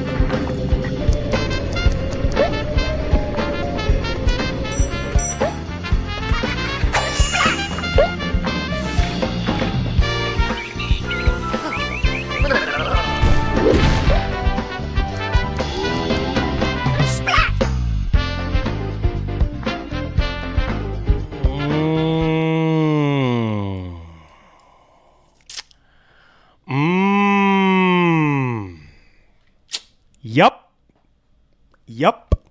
It's confirmed. I have it right here in my email. PS5 Pro. Yes. PS5 Pro and PS4, Xbox Series X and S, Nintendo Switch. This is the first PS1 game to have PS5 Pro enhancements. We just don't know what the Pro is going to do. But hey, and it's a remaster. So we are going to see what the Pro is going to do with this game. So let me know y'all thoughts in the actual comments section. Man, oh man. This opens up a lot of possibility to see, how many more PS1 games are going to get, remastered, or not even just remastered, but if there's any sort of enhancements when it comes to PS5 Pro in regards to PS1 or even PS2 games. But we'll see on that one, or what developers are going to be able to do, maybe with PSSR. I don't know. We'll see. But let me know y'all thoughts in the comment section. All right. Let's move. So let's talk about the, let me see, new PS5 Pro updated games. All right, so let's move on to that. Make sure you guys hit the like button for me. Hit the share button. Let me know what you guys think. So here we go. The games. All right, hit the like button for me. Subscribe if you're brand new. We're trucking along here. Okay, so let's talk about these games really quickly. Guys, this is coming from PlayStationLifestyle.net. It says right here, Ratchet & Clank Spider-Man 2 PS5 Pro update released. Said developers have been adding PS5 Pro support as we get closer to the enhanced console. This time around, Insomniac implements updates to Ratchet & Clank and Spider-Man 2 that takes advantage of all the bells and whistles that the Pro has to offer. So here we go. All right. So basically, both Ratchet & Clank Rift Apart and Spider-Man 2 PS5 Pro updates are very similar. as they introduce 2 new graphics modes and graphical toggles of the game. So the performance mode is the default PS5 Pro setting. It targets 60 frames per second while maintaining the image quality of the standard fidelity mode. It utilizes the enhanced console's machine learning upscaling technology, PlayStation Spectral Super Resolution, to achieve this. All ray tracing features are on by default, including ray trace reflections on water and windows. Are y'all paying attention? The patch notes state this mode is recommended for most players. Okay, the Fidelity Pro mode is for players who want to experiment with some of its graphical toggles. The mode targets 30 FPS and can reach higher frame rates with a combination of tuning the new graphics feature and utilizing a display with VRR and 120 hertz. So this is why it's very important, if you say that you're pro ready, to make sure that you have a TV that supports VRR and 120 hertz. If you need help, I have recommendations. Let's finish this off. It also noted that a pedestrian density may be increased in some areas.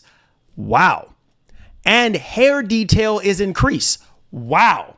So that is awesome in this Fidelity Pro mode, okay? That you are going to see, you're going to see more hair, and you're also going to see more detail, more pedestrians, and more detail in certain areas. That is awesome. Now, the new graphical toggles are tied to its ray tracing features. Specifically, there is a toggle for ray trace reflections, which has medium performance default and high fidelity default settings. The ray trace ambient occlusion toggle can be set to off, performance default, medium, and high fidelity default. Ratchet & Clank Rift Apart has an additional bug fix, missing fur wetness in some cinematics, or Corson 5. So there is that one, guys. That is what we're looking down the barrel of at this point. That is really, really awesome that Ratchet & Clank and Ratchet & Clank got updated, and also Spider-Man 2. So as you guys can see, I don't know if you guys want to see the patch notes, but this is for, I think I just clicked on, let me break this down for you guys. Okay, hold on one second. So this is for Ratchet & Clank. All right, for the patch notes for Ratchet & Clank, let me show you guys this so you guys can see what I'm talking about. So let me drag this over here. Let me bring this up here. I have a lot of tabs open, but we're working right now. We're working. All right, so here we go. All right, so just pay attention so some of y'all don't get confused by the two. All right, so this is Ratchet & Clank that we're going to read so you guys can see what's going on.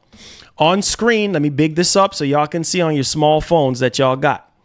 All right, so as you can see, this is Ratchet & Clank. It says Ratchet & Clank version 1.005 adds support for PS5 Pro, including new graphic modes and toggles. Please read information down below. It says the new graphics mode, Performance Pro default for PS5 Pro. This mode targets a smooth 60 FPS while retaining the image quality of the standard fidelity mode through use of PlayStation Spectral Super Resolution. All ray tracing RT features are on, including ray trace reflections, ray tracing on water, are y'all paying attention, and ray traced window interiors. That is crazy. This mode is recommended for most players. Now, they're calling this new mode Fidelity Pro. This mode targets 30 frames per second for players who want to experiment with new ray tracing graphical features. These new features can be tuned individually to reach higher intermediate frame rates, especially when using the VRR or 120 hertz display mode options, pedestrian and traffic density may be increased in some areas, and fine hair detail is increased. So that's crazy, guys. All right. That's for Ratchet and Clank. Okay. And then also on top of that, you have a new graphical toggles. Me playing PS5 Pro equals monk mode that whole weekend. Oh, man. I already know.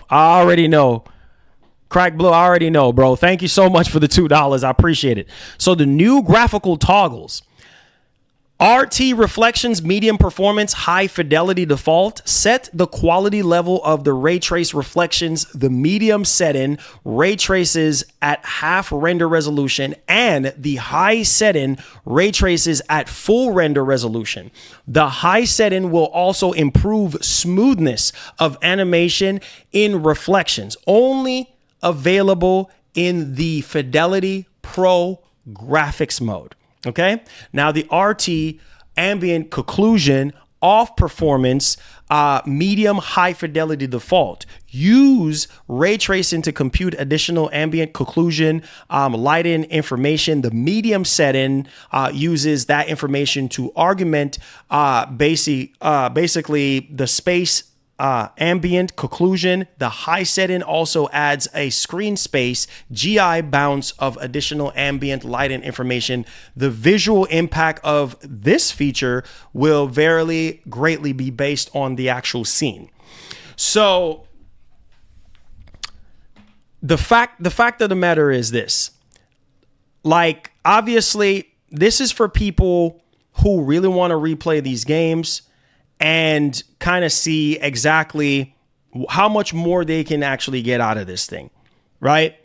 But this is really impressive, nevertheless, especially with people with VRR and 120 hertz display. Very, very good. This is very good.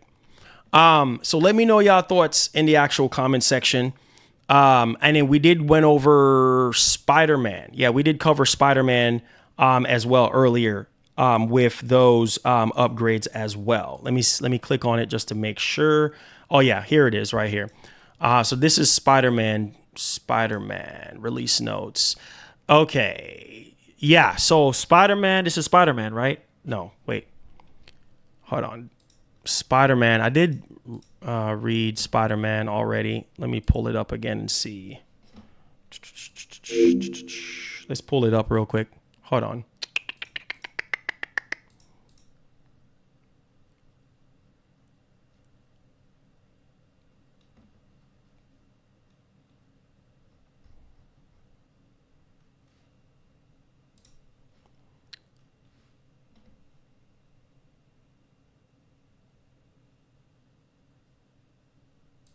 Oh, there we go. I was trying to find it. I was like, wait, where is it at? So Spider-Man 2. Okay, here we go. I found it. All right, so we got Spider-Man 2. Spider-Man 2. So we got for Spider-Man 2, this is version 1.004 that adds PS5 Pro support, including new graphic modes and toggles. Please read. So it says right here, PS5 Pro default.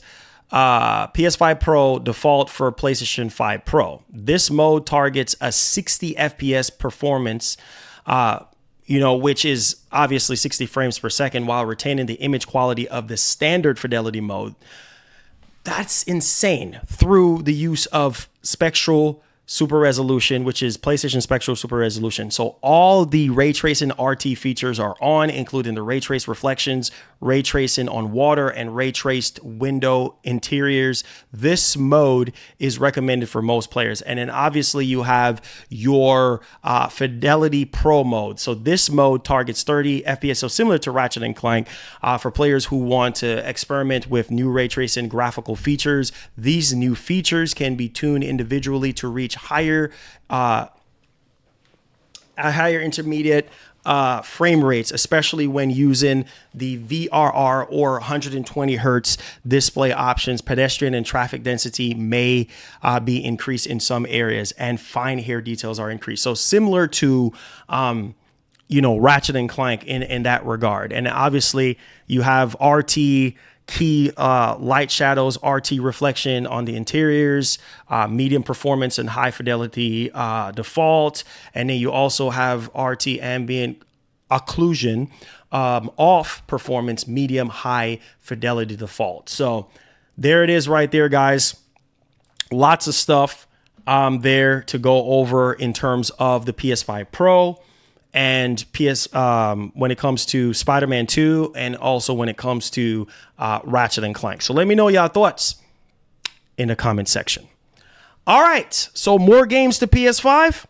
Well, we'll see here. Satya time. More PS5 games. Obviously, this is the game plan, right? This is the game plan. This is the game plan. This is the game plan. This is the game plan. All along, this is the strategy all along, is to put more games on other platforms. Whether you like it, yes or no, this is what's happening. So Satya came out, says, Microsoft, quote, "We continue to extend our games to new platforms." So, yep, they're not going to stop. They're definitely not going to stop at all putting games on other platforms. So if you're upset about that, then I don't know what to tell you. Okay. It says Microsoft CEO Satya Nadella has shared his annual letter, which was published in the company's 2024 report with LinkedIn.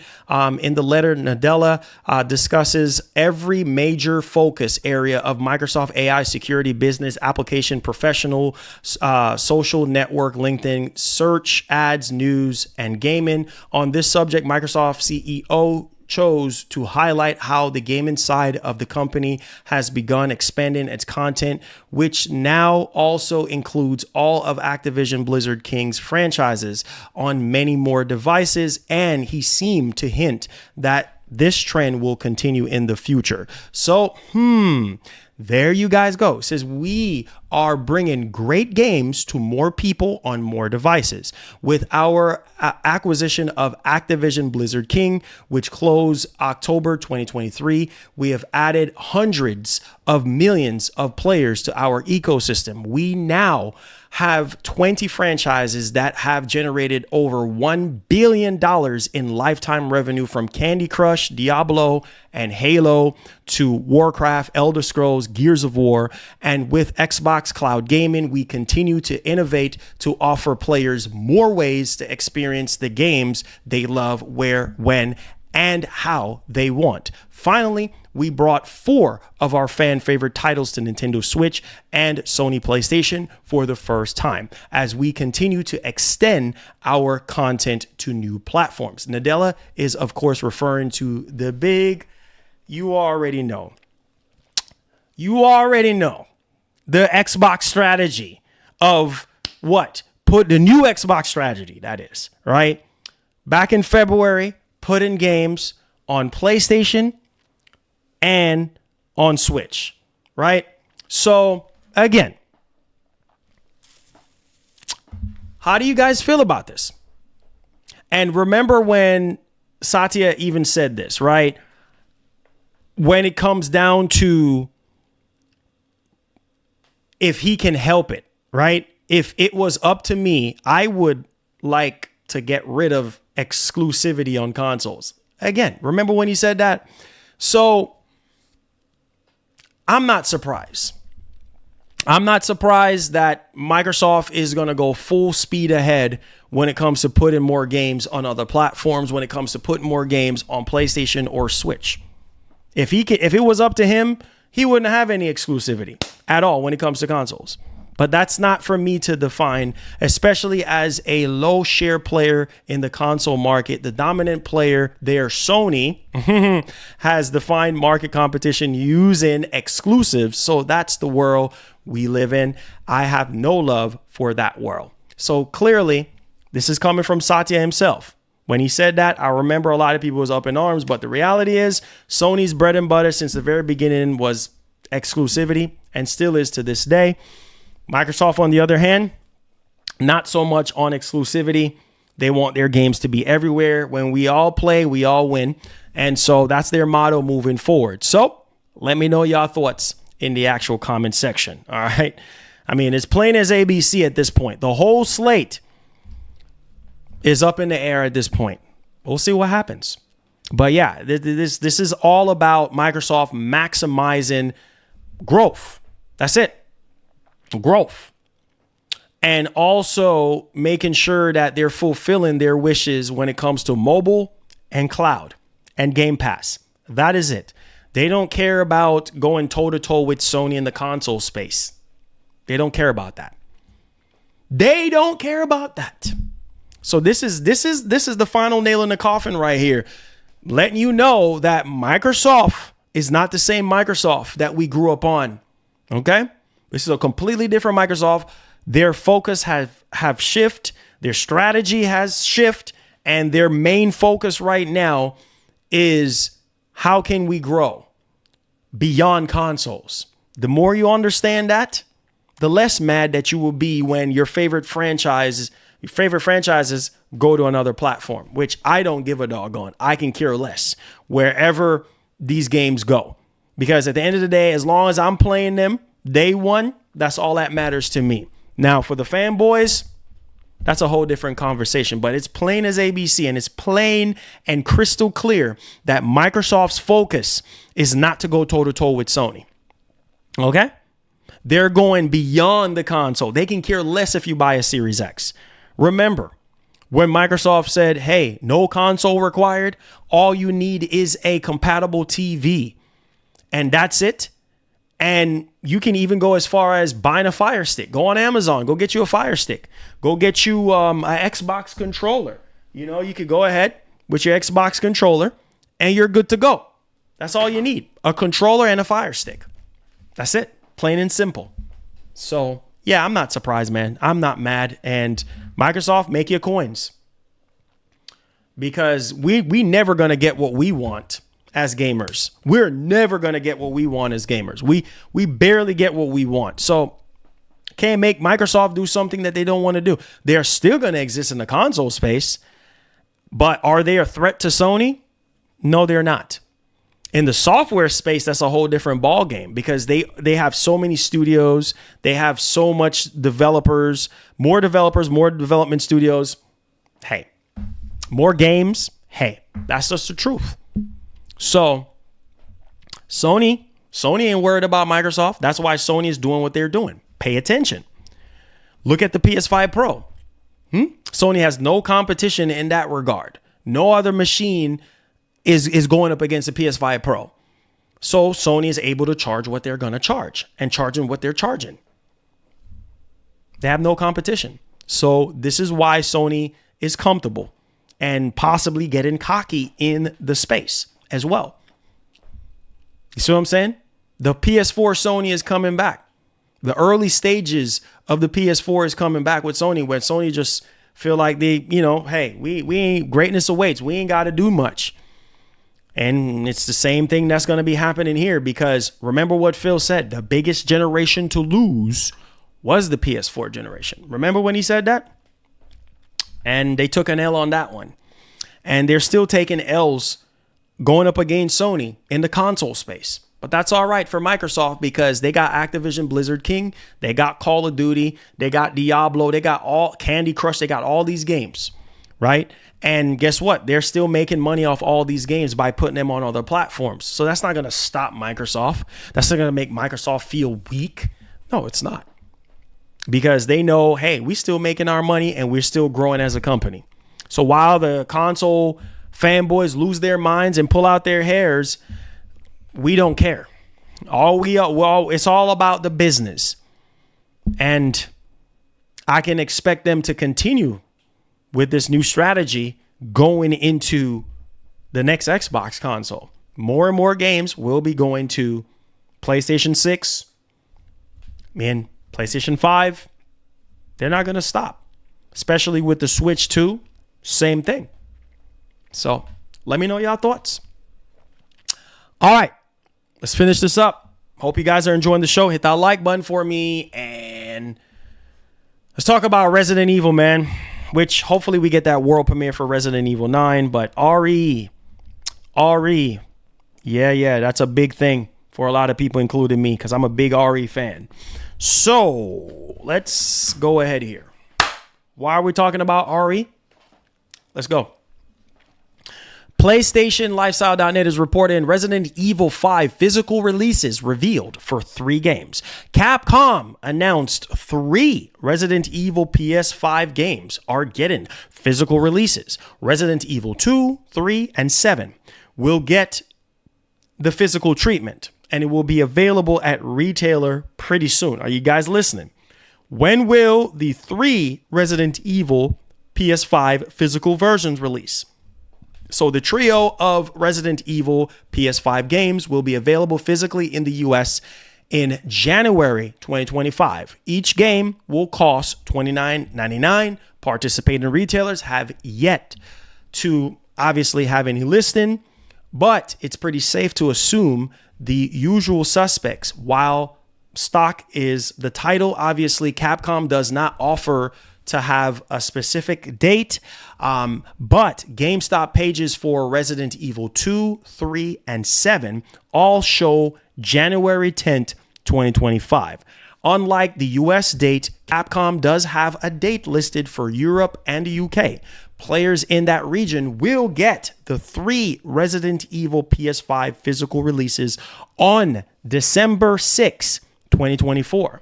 Resident Evil PS5 versions for 2, 3, and 7 have been out for a while. Some key features including ray tracing, higher frame rates, 3D audio, and faster load times. Players who already own the PS4 version of the games can nab the PS5 version for free. So the PS5 versions will be for free. To anyone who haven't picked it up right now is the perfect time to celebrate the spooky Halloween season. For Resident Evil 2 and 3 are currently $10 on the PSN store.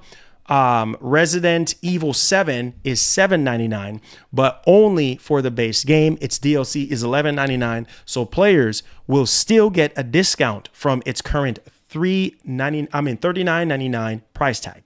So there you guys go. What do you guys think? Are you guys picking up any of these physical releases of Resident Evil 2, 3, and 7 come January 10th, possibly 2025? And if you're in Europe and UK, you'll be able to get your hands on it this year on December 6th. So let me know y'all thoughts in the actual comment section. What do you guys think? All right. Make sure you guys hit the like button for me. Hit the share button. Did you guys enjoy the show? Did y'all enjoy the show? Because I know I did, man. What a wild card stream today, bro. What a wild card stream today. Man, oh man, oh man. Wow, bro. I enjoyed myself today. I did. Make sure y'all subscribe. Are you PS5 Pro ready? 67% of you guys said yes. 33% of you guys said heck no. I got you. We enjoyed the croc. Man. Yeah. Let's get to the Q&A portion of the show. So if you have any questions, any concerns, any questions or concerns, let's go. It says new rumor Elden Ring is ported to Switch and will release in 2025. Where that rumor is coming from? Krim, hold that thought. Hold on 1 second. Let me see who's that. Hold on 1 second.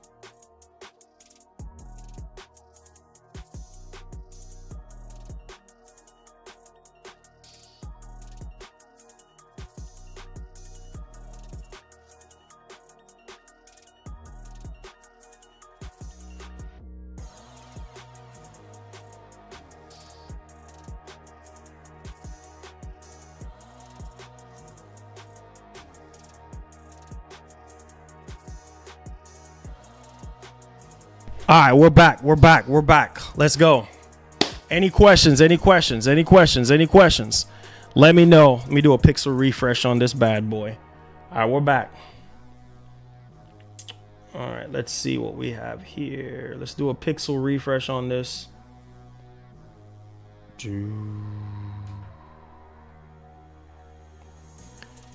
says I'm definitely Hex Gaming. Oh, bro. I'm so happy they worked with us, man. That controller is so much better. That controller is so much better than that controller is so much better than the Edge controller. Oh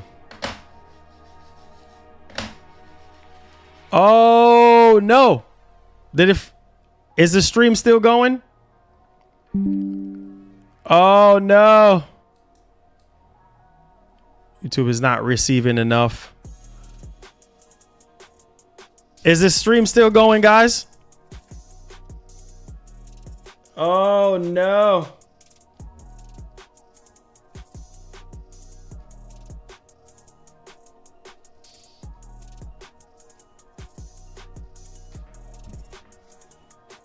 Is the stream still going? Let me know.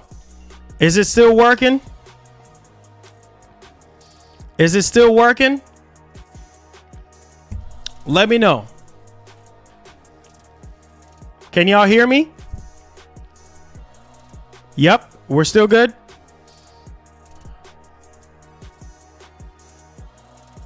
It says YouTube is not receiving hold on.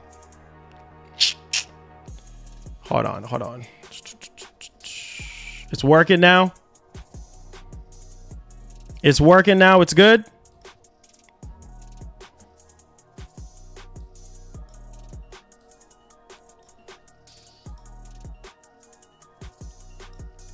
Okay, cool. All right. Let me refresh this stream page and see.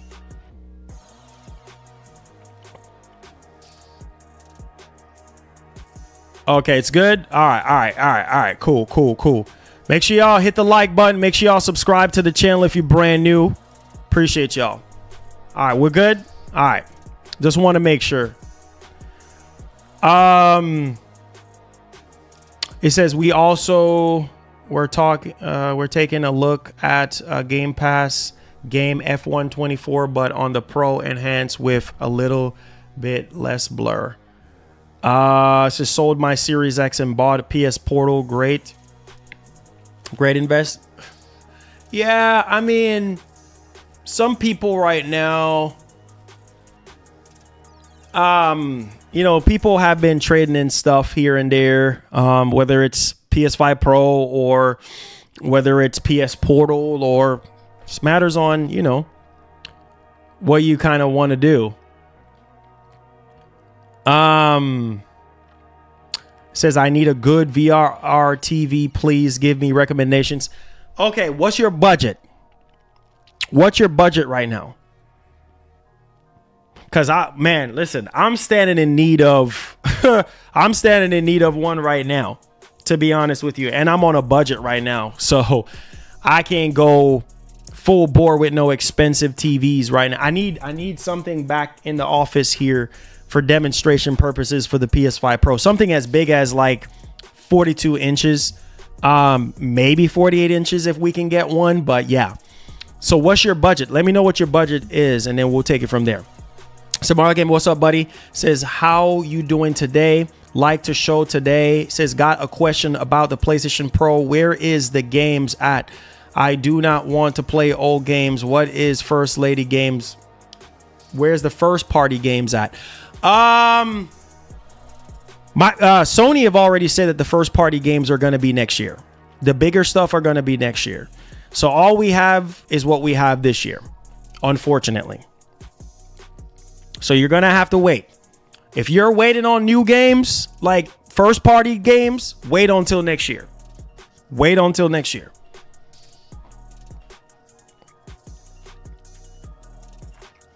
OLED is at 42 inch now. Yes, it's been at 42 inches. Said Black Ops 6 runs smoother on base PS5 than on Series X. Is that true?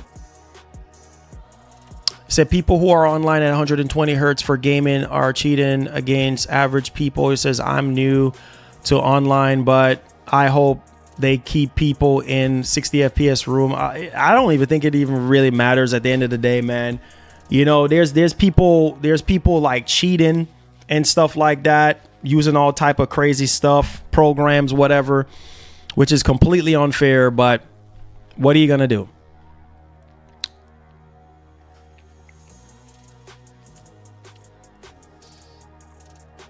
He said, that's a lie, Marlon. You proved it wrong yesterday. You said it was jittery.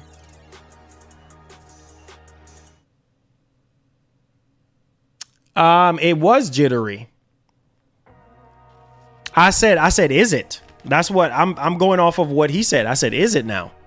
Because he said it runs better on the base PS5 than the Series X. And I'm like, is it?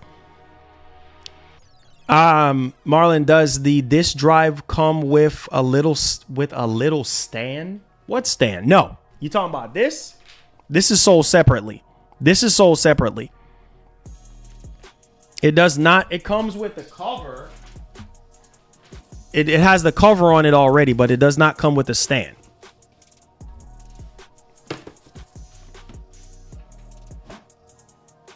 Oh, yeah. And this is the controller from Hex Gaming. Yo, make sure y'all go grab this, man, because I think they might be an official partner of the channel moving forward, because they did like the review that we have done so far. And if you really want to get a good pro controller for your PS5, this is it right here, bro. The build quality, it is so good on this. You get all the features of the regular DualSense. So you get all the adaptive trigger, the haptics, all of that with this controller. And you get no stick drift with this controller as well. So because of the control module that you can use to hook up here via USB, and then you can use a little plastic thing that you can use to tune it up. So I love this controller. This is like my go-to controller now that I've been using. So love this, man. I see some of you guys saying that you're gonna pick it up. Yes, we will. PS5 Pro got PC dude's back pain. Smiley face. Called Dr. Marlon. Oh my God. Come on, Michael. You about to start stuff, man. Thank y'all so much, man. Let's see if we can get over 300 likes and subscribe. Michael over here stirring the pot. Oh, yeah. And it has Hall effects. Has Hall effect joysticks, which is better than the traditional joystick. So lots of value with this controller. Fahim, what is your budget, bro? Like you say you want recommendations for a TV for PS5 Pro. So what is your budget? What is your budget? That's what I want to know, so I can give you some recommendations. 65-inch Vizio Quantum Pro for like $500. 120 FPS. Hey, that's not bad.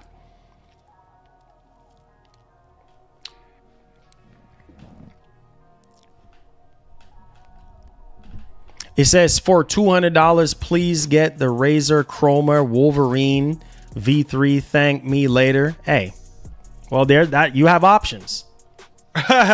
You have options, plenty of options. So you can either get that or you can get the. I can't speak on the Razer because I don't have one and I haven't used it.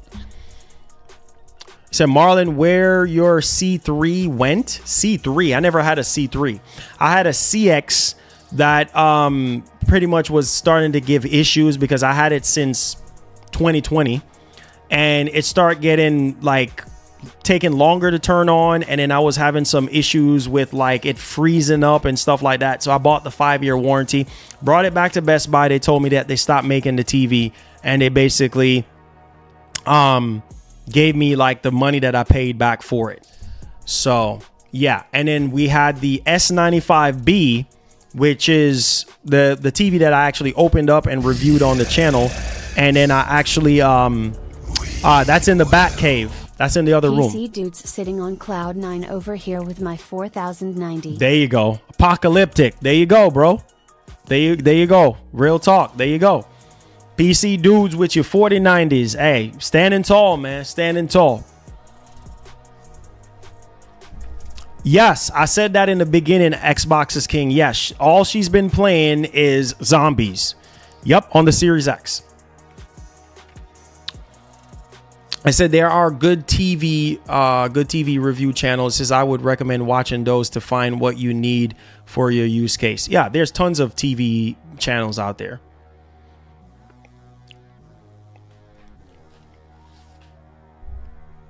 I'm just going to give you a general understanding of TVs that I've used. That's it. It says good night all, Series X is real king. It says all right, glad she's enjoying it. Yes, she is. Marlon, my budget is at least $1,000. Oh, go for the C4. Go for the C4. If you're at $1,000 right now, you can get a 42-inch C4 right now for $1,000. And that's one of the best TVs for gaming. I mean, you can go with the Samsung S90D. That's also great as well. But be warned that the 55-inch and up uses a different panel than the 42 and the 48 inches. So there you go. Hope that helps. So you can't go wrong with either one.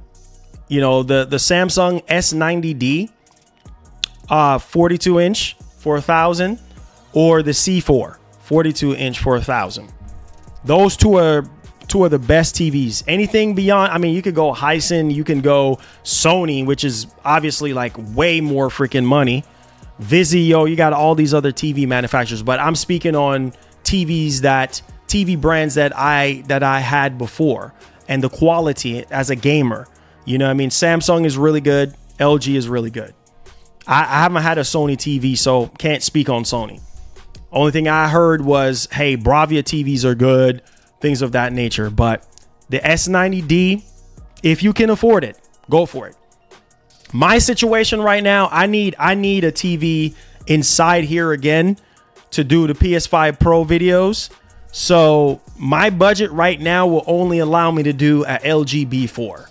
So unfortunately, that's the route that I'm going to have to take, especially this late in the game right now where CES 2025 is around the corner. Yeah.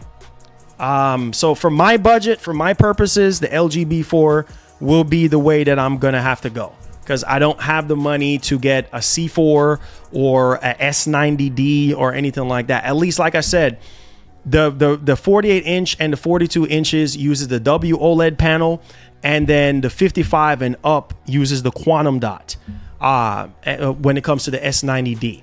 So there you go. So the 48 inch C4 is $1,029. There you go, on Amazon. There you go. Especially with Black Friday and all that stuff. There you go. S90D is only better. Exactly, which I just said. I just said that 55 and up is you're going to get brighter screens.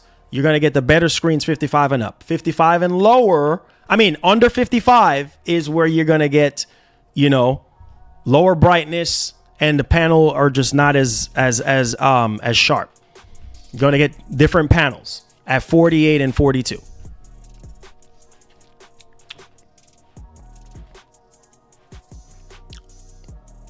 And those TVs that I mentioned, they do have HDMI 2.1. They have everything that you need for your console, everything that you need for the PS5 Pro. Exactly. B4 is just fine. B4 is just fine, considering new TVs are coming out next year, early next year. So that's what my budget can allow me to get right now. I can't get anything more than that. Differences between OLED versus mini LED versus micro LED? OLED. I'll choose OLED over mini LED. Micro LED is way more money. Can't afford that. I'm pretty sure micro LED is going to be, oh my God, insane. Just like mini LED. But OLED is the way to go for me. Get those inky blacks, perfect blacks, you know, really rich contrast. I mean, yeah, you can get that with mini LED, but thing is with mini LED, it comes down to the dimming zones. How much dimming zones do you have? How much zones do you have? You know what I mean? The lesser the zone, the more blooming effect you have, right? The higher the zone, the less blooming and the better it is. But you got to understand that OLED is the only technology, only TV technology, only technology that, you know, is going to give you those perfect blacks. Mini LED, it's not going to give you those perfect blacks. It's not going to be perfect. It's going to be black, but it's going to be sort of like grayish. So it all comes down to how much, you know, zones you have when it comes to mini LED. So Marlon, how do you reckon the PS5 Pro will play games like Warzone at higher FPS with PSSR? He says you can even see if you can find last year's S90C or S95C or G3. Those TVs are still expensive. I got my first 55 LG G4 OLED 2 weeks ago. Looking forward to my PS5 Pro when it arrives. OMG, I feel like a kid at Christmas time. Oh man, I'm happy. Oh, you got the G4, bro. The G4 is over $2,000. The G4 is over man, I'm happy for you, bro. You are set. You got the highest end LG TV. You got the higher end because you have the G4, the C series, so the G series, the C series, and the B series. You're gonna have the best experience when it comes to the PS5 Pro. The best experience when it comes to the PS5 Pro. Hey, Fahim, you're good, bro. I'm happy for you, bro. I'm happy. Thank you. No problem, bro. But yeah, Pantherius, you are gonna be in for a treat. I wish I could afford the G series right now. With the way how things are right now in my life, currently with what I can afford, is gonna be the LG B4. That's a TV. If you see me come on here with a new TV for PS5 Pro, it's gonna be the B4. That's what I can afford right now, and that's from what I've done my research on it. The C4 is brighter, but it is brighter in certain scenarios, whereas with the B4, it maintains its brightness in game mode, which that's all I care about because I'm going to be using it to showcase PS5 Pro gameplay. So the C4, from my research and from what I've seen, in game mode, the C4 dims more in terms of brightness than the B4. The B4 maintains its brightness in game mode, and that's what I want. I want the brighter screen during game mode. And right now, the B4 is a steal at $700. So the B4, the LG B4 is the same price as the PS5 Pro. Ironically, it's the same price as the PS5 Pro. $757 with taxes and everything like that. So the regular price for the LG B4, I believe, was $1,500, and now it's down to $700. That's the TV that, if I go out right now to go buy a TV, that's a TV I'm going to get. First of all, I can't afford anything else more than the LG B4 right now because new TVs are coming out early next year. Makes no sense, at least to me, just my opinion, to go out there spending $3,000, $2,000 on a TV when next year is around the corner. You know, LG, Samsung, all of them, you know what I mean, is going to have new TVs. And new Quantum Dot, Samsung, new Quantum Dot, and everything. So, hey, I'm just saying. But if you can catch some of these older TVs on a sale, considering Black Friday is coming up, take advantage of it. If you absolutely must have a TV right now for a PS5 Pro or whatever console or even PC, yeah. Take advantage right now during the holidays season because that's when a lot of these TVs are going to come down in price. There you go. It says, I got it at $19.44 thanks to Amazon Prime discount. Says new. Yo. He says, when Amazon peak time hits, it will be cheaper. Yes. $19.44. Ugh. Man. Yeah, that's expensive, man. That is expensive. I said, Marlon, what about R2D2? See, I don't know, man. It's a situation where, like I said, man, you know, we're getting into that point where a lot of people have questions when it comes to whatever technology, whatever. And it's going to be exciting. And especially with these games, it's going to be exciting because as we get into 2025, as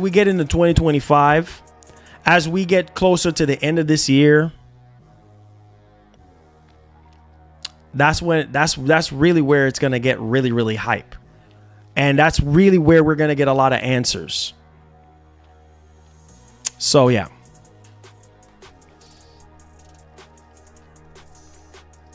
I said, what about R2D2? It was a joke, bro.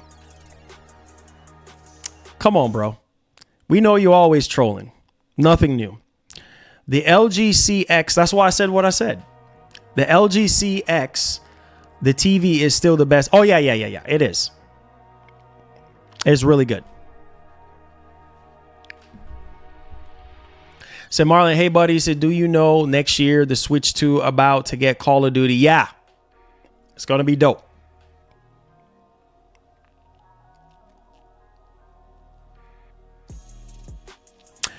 Say, as a first-time owner of an OLED,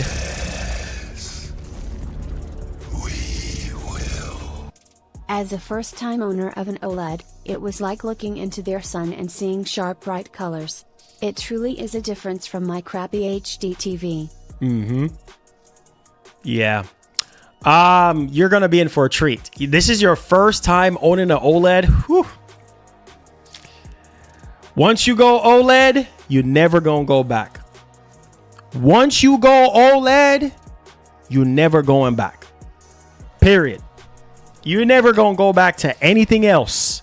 If you're coming from a regular LCD, LED, whatever, you never going to go back. Even mini LED, you never going to. Once you go OLED, there's no going back. The only weakness to OLED is the brightness. It's just not as bright as mini LED or micro LED. Once you go OLED, you will never go back. And another weakness is burning.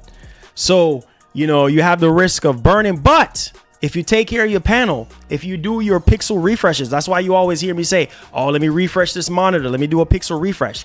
And you can set it up to where it prompts you every 4 hour, every 8 hour.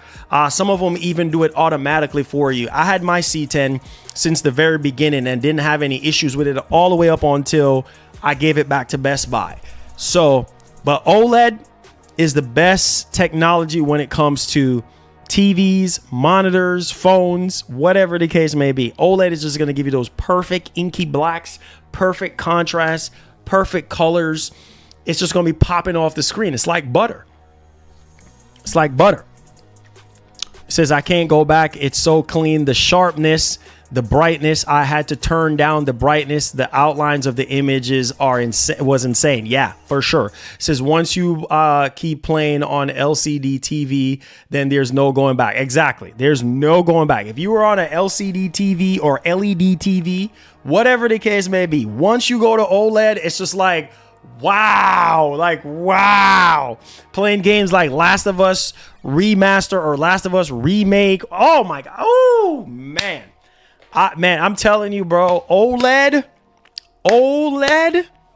is the way to go. I'm telling you. No technology is perfect, but OLED is the way to go. It says I always planned getting an OLED. I saved up my pennies over time. Yeah, that's how you do it, bro. My dad always tell me, buy what you can afford, son. Always buy what you can afford. You know what I mean? Don't buy something that you know you can't afford. Even if you put it on credit, you still got to pay for it. You see what I'm saying? Like, you still got to pay for it. You still got to pay for it. But, man, put yourself in that position to where you can either save, or maybe you have a good job, or God blesses you with X amount of money. Treat yourself. Treat yourself, bro. You know what I mean? Treat yourself. It's only right. Said the reason I got the G4 is because of the faster processor. That was the selling point to me. Yeah. Because with the faster processor, bro, everything is going to be blazing fast in terms of the UI and in terms of how it processes the image and things of that nature. So, yeah. Unfortunately, I wish I could do a G4 right now, but I can't. So I got to settle for the entry level LG TV. So the B4, I can't wait to get that TV in the office and use that as our main TV to do demonstrations for you guys. Because my plan is, once we get that TV in, set it up in the office, and I will be giving you guys comparison videos. So I'm gonna have the PS5 running on it, and then I'm gonna have the PS5 Pro running on it. I'm gonna have the Series X running on it, so you guys can see comparisons in real time. Okay, this is what the PS5 Pro is doing. This is how many frames. This is how crisp it looks. Let's switch to the base PS5. Do you see how many frames? Do you see how fuzzy this looks? Go to the Series X, same thing, and so on and so forth, to try to illustrate my point. Because there's going to be crap ton of comparison videos. Oh, just wait until the week of the 7th. Just wait. Just wait till the day of the 7th. It's going to be one of the busiest days on YouTube, and I want to be in the algorithm on that day. I want to be in the algorithm. I want to be ready. I want my channel to pop up. I want our community to pop up in the search results for PS5 Pro content, because people are going to be searching for it. So this is why I tell you guys, make sure y'all hit the like button, subscribe, all that good stuff, because it all helps us all to continue to push to the top. That's how it works. That's how it's going to go. I say Marlon says, I just back here for a very long time, not watching you live. So will you get, yes, we already got the Pro unlocked. Shout outs to my man, Skillful. And we'll see what happens with a review of it and stuff, a review unit. Hopefully we get it in early, and, you know, we can get the content out there for you guys early. Fingers crossed. We'll see what happens.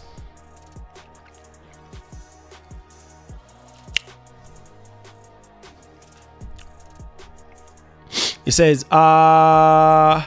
Ross says, you have sold me on the Pro, Marlon. I'm now convinced PlayStation has better technology than us.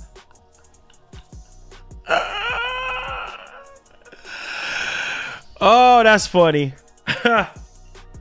That's funny. Well, I'm happy that the content that we put out here has, you know, convinced you to pick up the Pro, or not convince you to pick up the Pro, but I'm happy that it convinced you.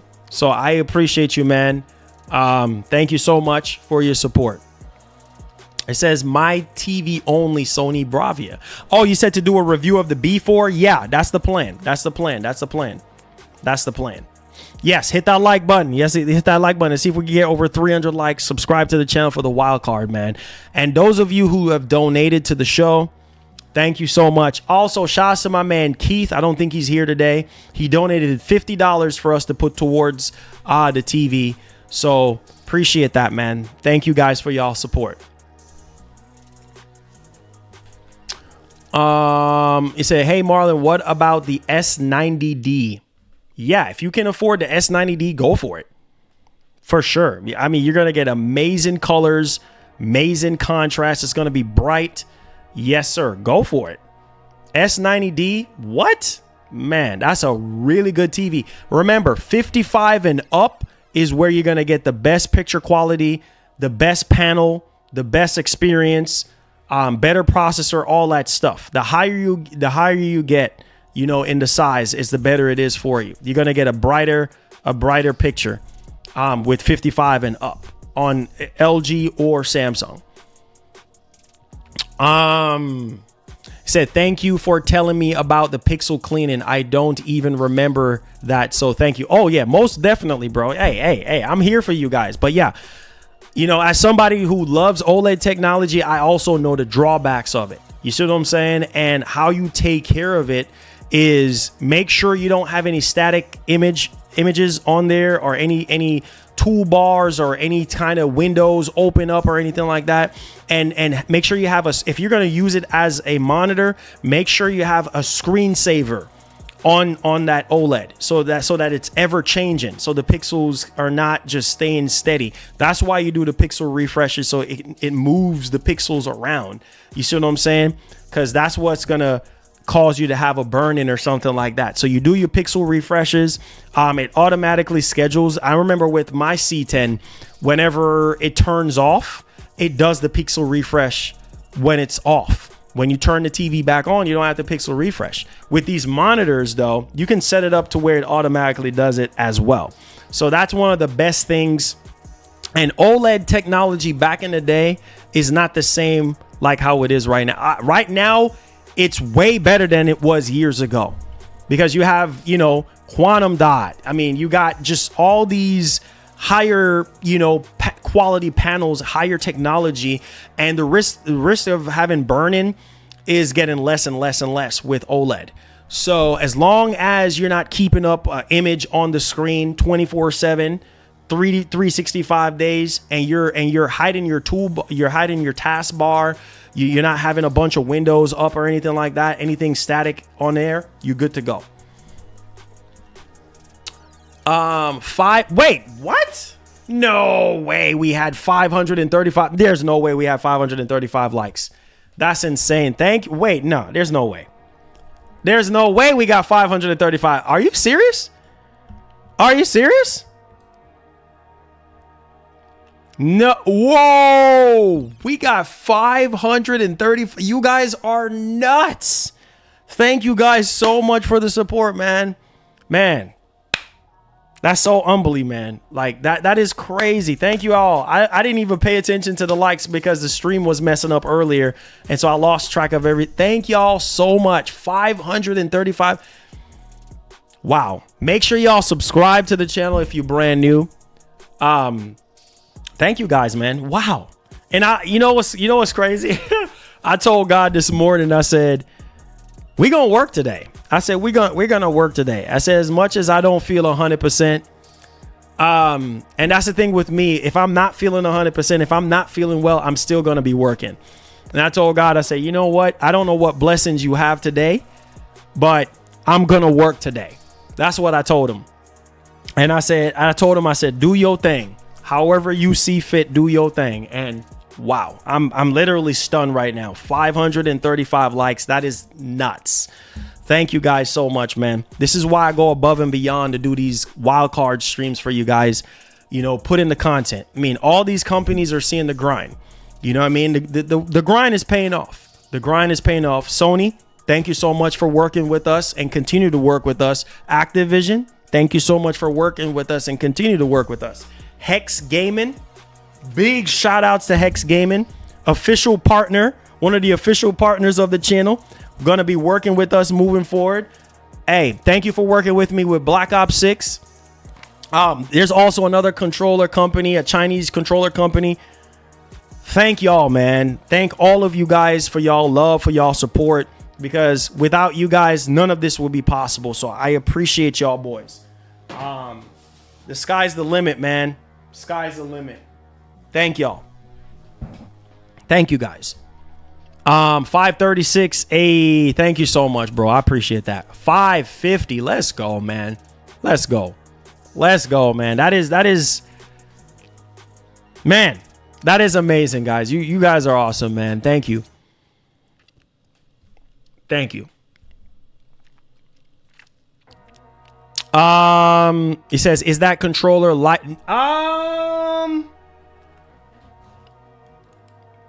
No, it's a bit heavier. It's a bit heavier. Digital Foundry comparing DLSS versus PSSR. Yes. Yep. Obviously, DLSS wins. because DLSS is more experienced. DLSS has been on the market more, but there are certain scenarios with Ratchet and Clank where PSSR edges out DLSS. Yes. Yes, this controller, the Phantom, this is my favorite controller, man. I love this. Sony, if you're watching this, please work on your grip, your controller grip a lot better, because as you can see on my edge, see the edge right here? Look at this. See those lumps right here in the grip on the inside? I mean, obviously I can re-glue it, but it's falling off. And I shouldn't have to glue it when you're spending $200. So hopefully with the next iteration of the DualSense Edge, they can actually make the grip a lot better. Other than that, I love this. I love the DualSense Edge. But my God, yeah, this is big boy. This is the big boy right here. So if you guys are looking for a pro controller, you know what I mean, whether you play competitively or not, this is the controller right here. You will never have an issue with stick drift ever again, because you can fine tune it with the controller module to retune it so that you don't have any more stick drift. And it comes with a lifetime warranty. The battery is the same as a regular DualSense. The size of it is the same. You get all the features of the DualSense. So it rumbles the same. The adaptive triggers, the haptics, and all of that is all here. So yes, it's awesome. Heavier than the Edge? No. The Edge is heavier. Yeah, the Edge is heavier. The Edge is bigger in height and width. So in height and width, the Edge is bigger. So yeah, the Edge is still heavier. The Edge is heavier. Because, you know, it's a bigger controller, because you have the bigger controller grips. But yeah, I love this, bro. This is listen to that. Like a mouse click. The back buttons, the 4 programmable back buttons. Listen to that.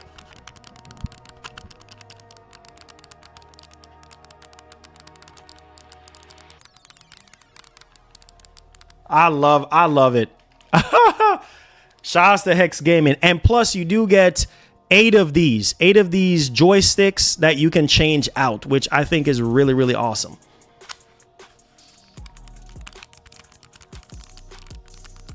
Man, I just love that mouse click sound. So if you play competitively, this is the controller right here, bro. And the build quality on this bad boy is insane. He said, can it handle a rage? I said, throw it against the wall. Hey, I'm not fixing to spend $250 on a controller to throw it in the wall. I'm sorry. I'm sorry. I'm not going to pay $200. I'm not gonna pay $250 to throw a controller in the wall. I'm sorry, I'm not gonna do it. Steven Pitts, my man, what's up? Says, hi, Marlo. Love your channel. Keep up with the channel, buddy. Much love from me and partner, brother. Hey, appreciate that, bro. Appreciate that. God bless. Jose! What's up, big money? Big body Jose. Big body Jose. Millionaire Jose. What's up, man? It says, don't even use the back buttons on my Edge. They get in the way, so I take them off. Yeah, with these, you can program the back button. See right here? Look very closely. You can also, hold on, let me get up closer so you can see. See right here? So you can change the depth of the triggers how you want them. See what I'm saying? Just like the Edge. So it has all the feature sets. See that? See, that's not going, this is going down, but this is not going down. So you can set up the triggers how you want them to be. See? So, you know, if you're playing a game where you don't want to push down, typically people, when they're playing Call of Duty and stuff like that, they don't want to push all the way down on the triggers and stuff like that. So you gauge it how you want it. But there's a button right here that you push to program these 4 programmable back buttons. So you can not assign them to anything and you still will be good to go. You said chillin' Marlon, don't know Didn't know you were streaming live. Hey, yes, sir. Yes, sir. It says big 10K TV, Jose. Oh, yeah, you already know. Jose is a heavyweight, bro. Jose is a heavyweight. Like, I'm telling you right now, man, Jose is the only one that can buy a Bravia 9 right now. Jose is the only one that can go to Best Buy or go to Sony and be like, Bravia 9, that's light work, bro. You know, that's light work. You know, give me an 85-inch Bravia 9. That's nothing. How much is it? How much? $10,000? Here you go. Only Jose can do that. I can't do that. You know what I mean? Most of us can't make those type of moves. Only Jose. Say cool features, yes. DualSense biggest weakness is the stick drift. Exactly. But in the defense of the Edge, you can replace the joystick modules, right? I think they go for like $20. So you can take these out, the entire joystick assembly, and put a new one in there. But the regular DualSense, yeah, if you start having stick drift issues with these, it's over. Unless you know somebody that can fix it. Yeah, I told y'all, only Jose can make those type of moves, bro. Jose can go into Best Buy right now and be like, give me the biggest Bravia 9 you got. Sir, you don't care how much it is? No, I don't care. Only Jose can do that.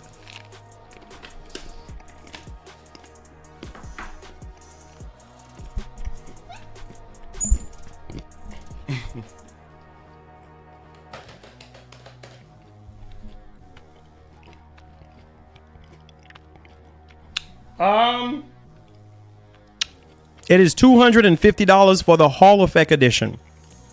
The standard edition is $220. The Hall Effect edition, which I'm having here, is the better way to go because you get the Hall Effect sticks, which is going to last longer than the standard joysticks. You say you need my Cash App? Oh boy, I'm telling you, Jose is the man, bro.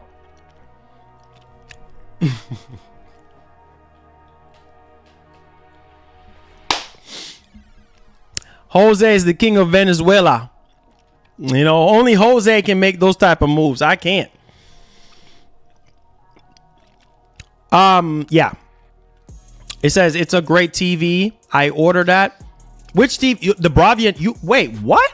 You say I got that 98-inch TCL open box for a steal. 98 inches? Bro, where you gonna put that at? I didn't know they made a 98-inch TCL TV. Are you serious? I said, what's up, Marlon? Can't wait to get my PS5 Pro. It says I got the LG G3. Had for 1 year now. So good. I can't go back. Hey, you can't go back, bro. Once you go OLED, you can't go back. You already know the vibes. I said, facts, I just looked up the price of 8K TVs today. Yeah, very expensive. Krim, what's up, bro? I try to tell y'all, only Jose can make those type of moves.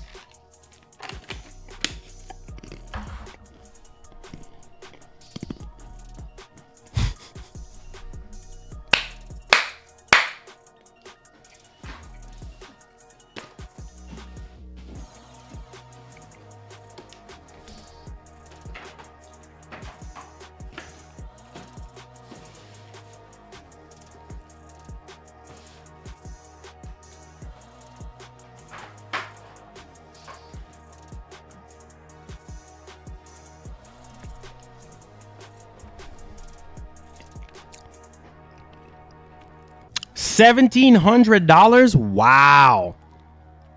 That's a steal for almost 100-inch TV, bro. 17. So basically with taxes, almost $2,000.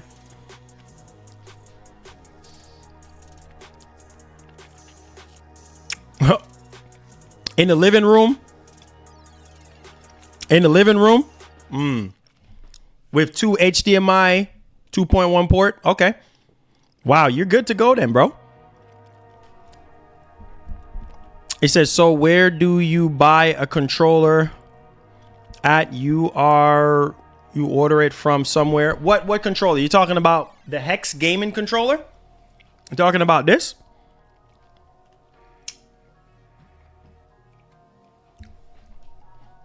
Which controller are you talking about? Make sure y'all boys hit that like button for your boy.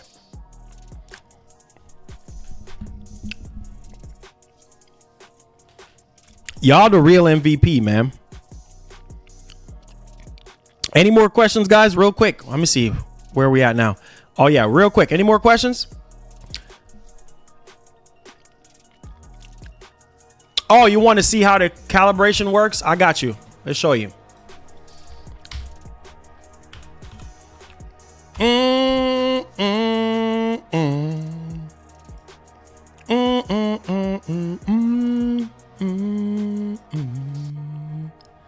I got you, bro. 569 likes. Let's go. Make sure y'all subscribe to the channel. Hit that subscribe button. If you're brand new, road to 60,000 subscribers is up on us. Let's get it popping. All right. So you see this right here? This is the website, hexgaming.com. This is our official channel partner. They will be sending us newer versions of these controllers when they come out. So this is the controller that I have, like I was explaining. So you have the Hall Effect Explorer Edition and you have the standard. So I would go with the Hall Effect if you're a gamer and you want longevity. It's just going to last longer. Okay. And as you scroll down, there it is right here. See right here? This is the adjustment tool. So it comes in the packaging, right? When you buy the Explorer Edition, this is it right here. So you get the adjustment tool, you hook it up to it, and then you use the plastic. There's like a plastic key that comes inside the box, and you use it to align both the analog sticks, right? And you line them up as close to the center as much as possible. And that's how you eliminate stick drift. Make sense? See right here? Drift fix right here. Offset the stick drift. So basically this is how you aligned it right here. So you take off the little plastic piece right here and you use a plastic key and then you turn it once you have the calibration tool hooked up to it, and then you take it from there. But the build quality is exceptional on these controllers. Like, I mean, you know about scuff gaming controllers and stuff like that. These controllers are really high quality. I'm telling you from experience because I have one. Thanks to Hex Gaming sending it over. But yeah, and it obviously works for PC. It works for mobile. It works for PS5, you know, stuff like that. So there it is. Just wanted to show y'all that. You know, I know you had that question.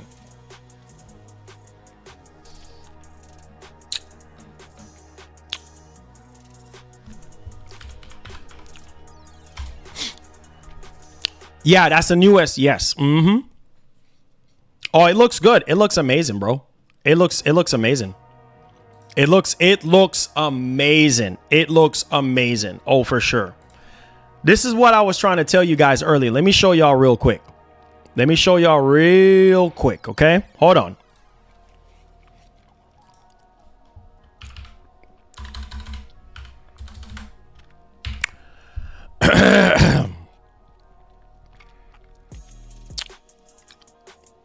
All right.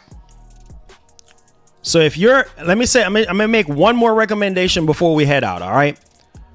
If you are in the market right now, and I mean in the market, and you're on a budget, and you want literally OLED, right? Obviously you have Samsung, but for me, I think LG just is the way to go, right? When it comes to their game mode over Samsung. And it's only because of like their UI, their game mode UI to me on LG is better than how it's set up on Samsung. But if you absolutely have to have a OLED TV for your PS5 Pro, look no further than the LG B4. This is a TV that we will be hopefully, if everything goes well, be having on the channel to do the PS5 Pro content. This is a steal right now. The regular price was $1,500 and it's going for $699.99. This is an absolute steal. And you're going to have 120 hertz. You're going to have full HDMI ports, full HDMI 2.1 ports. Yeah. So, yeah, if you are on a budget right now and you don't have a lot of money, you can't go wrong with this. You cannot go wrong. Now, you can go with the S90D, right? I'm just trying to help y'all out because some of y'all still asking, so I'm trying to help y'all out. If you absolutely need a brighter screen, obviously go with the 55-inch S90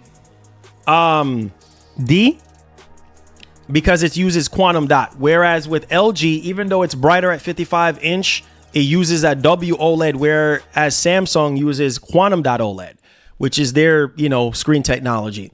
But 55-inch, if you want the ultimate, one of the best TVs of 2024 right now, look no further than the S90D. And also, too, if you're on a budget, this is an absolute steal at $1,300. So if you're trying to prepare yourself for the PS5 Pro, and you want the brightest screen possible, here you go. There you go. This is arguably the best, if not one of the best TVs of 2024. So there you go. That's it. No problem, Albert. I'm just trying to help. Because I know some people are like, oh, TV. Yeah, you can't go wrong with a S90D or a C4 or a G4 if you got money. Just saying. You say, okay, what's the name of the controller? Okay, the controller right here. Man, I wish she's watching. I hope she's watching me right now because wait, how did y'all find out about the controller? Is it through the Black Ops gameplay? Because if it's through the Black Ops gameplay, then that's awesome. That's how I know y'all watch the content. But yeah, this is it right here. Hex Gaming. It's called the Hex Gaming Phantom. Okay, Hex Gaming Phantom. All right. This is their higher end premium line. And trust me when I tell you, it feels really good in the hand. It has the Hall effect sticks. You have the calibration tool that it comes with to make sure it eliminates stick drift issues and stuff like that.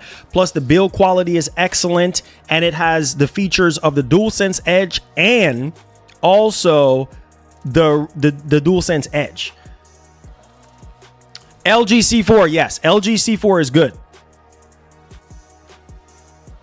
Matter of fact, I'm gonna drop a link in here for you. Let me do you one. Let me drop a link in here. Here you go. I got you boys, man. Don't stress, bro. I got y'all. Make sure y'all hit the like button for me. I'm just trying to help. I said, yup, watch your Black Ops stream. Awesome. Yeah, by the way, I think that's like over 6,000 views. So thank y'all for that. So listen. Somebody else is asking. They said, Marlon, you put them on the map. Yeah. They're a Chinese-based company. They're based out of China. And yeah, they literally reached out to me and said, hey, we want you to try one of our controllers. And she said, pick whatever controller you want. And I picked that particular, the Phantom one, the translucent one. And after my review, she said, hey, we're going to be working with you in the future. So check your email, look out for us. She said, anytime we drop new controllers, you'll be first bid on it. I'm like, let's go. So we are locked in, bro. We are locked in with Hex Gaming. So questions about TVs. I see somebody asking about, it says, I bought the LG B448 and it's not bright at all. I took it back the same day. Really? Not as bright? I'm just saying. Not as bright. Now, did you maximize all your settings? Because from what I've seen, I even looked at ratings.com. This thing gets even brighter than the LG C4 in game mode. Look on ratings.com. You can look at their written review. They said that the LG B4 gets brighter than the C4 in game mode, because for some reason the LG C4 dims, like it goes like really dim in game mode, where the B4 maintains its brightness even in game mode, even in those scenarios. So I don't know. I don't know what's up there, man. But hey, that's a TV that I can afford right now. That's a TV I'm probably gonna be going with. So I'll see. Hopefully they have one in person that I can look at. But the C4 55 inch and up, because 55 under 55 inch, you're going to be missing the brightness boost. So there's a brightness boost feature for 55 inches and up. Make sense? That's how they get you. So you have to move up to 55 inch and up in order to get that brightness boost feature that's in the 55 and up LG C4 TVs. Yes, but 55 and up. He said this fool forgot to turn off eco mode. I mean, I don't know. I don't know. He said that it wasn't bright enough. So, he said, did you turn off eco mode? I don't know. He just said that it wasn't bright enough and he took it back. And guys, don't be so mean. Oh God, don't be so mean. Please say y'all sorry, guys. Don't be so mean to him. He said the TV wasn't bright enough. All right. He said, see, on the B4, see, on the B4, supposed to use the game optimizer mode for higher brightness. That's what I'm saying, because when I was looking at the reviews and stuff, like hold on, when I was looking at the reviews and stuff, at least on ratings.com, they said that the C4, the 42 inch C4, like gets dim, like really dim, even with this, all the settings maximized and everything like that. But the B4 gets brighter in the game mode.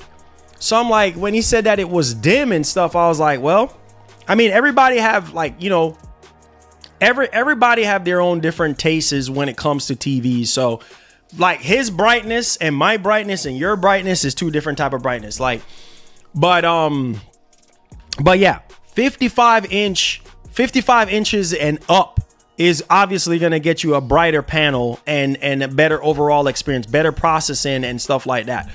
And then obviously when you go to like the G series, that's like the higher end of higher end.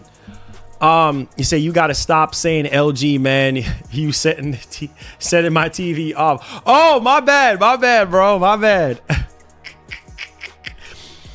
I said the energy saving could be on, probably. Hey, Marcus, what's up, bro?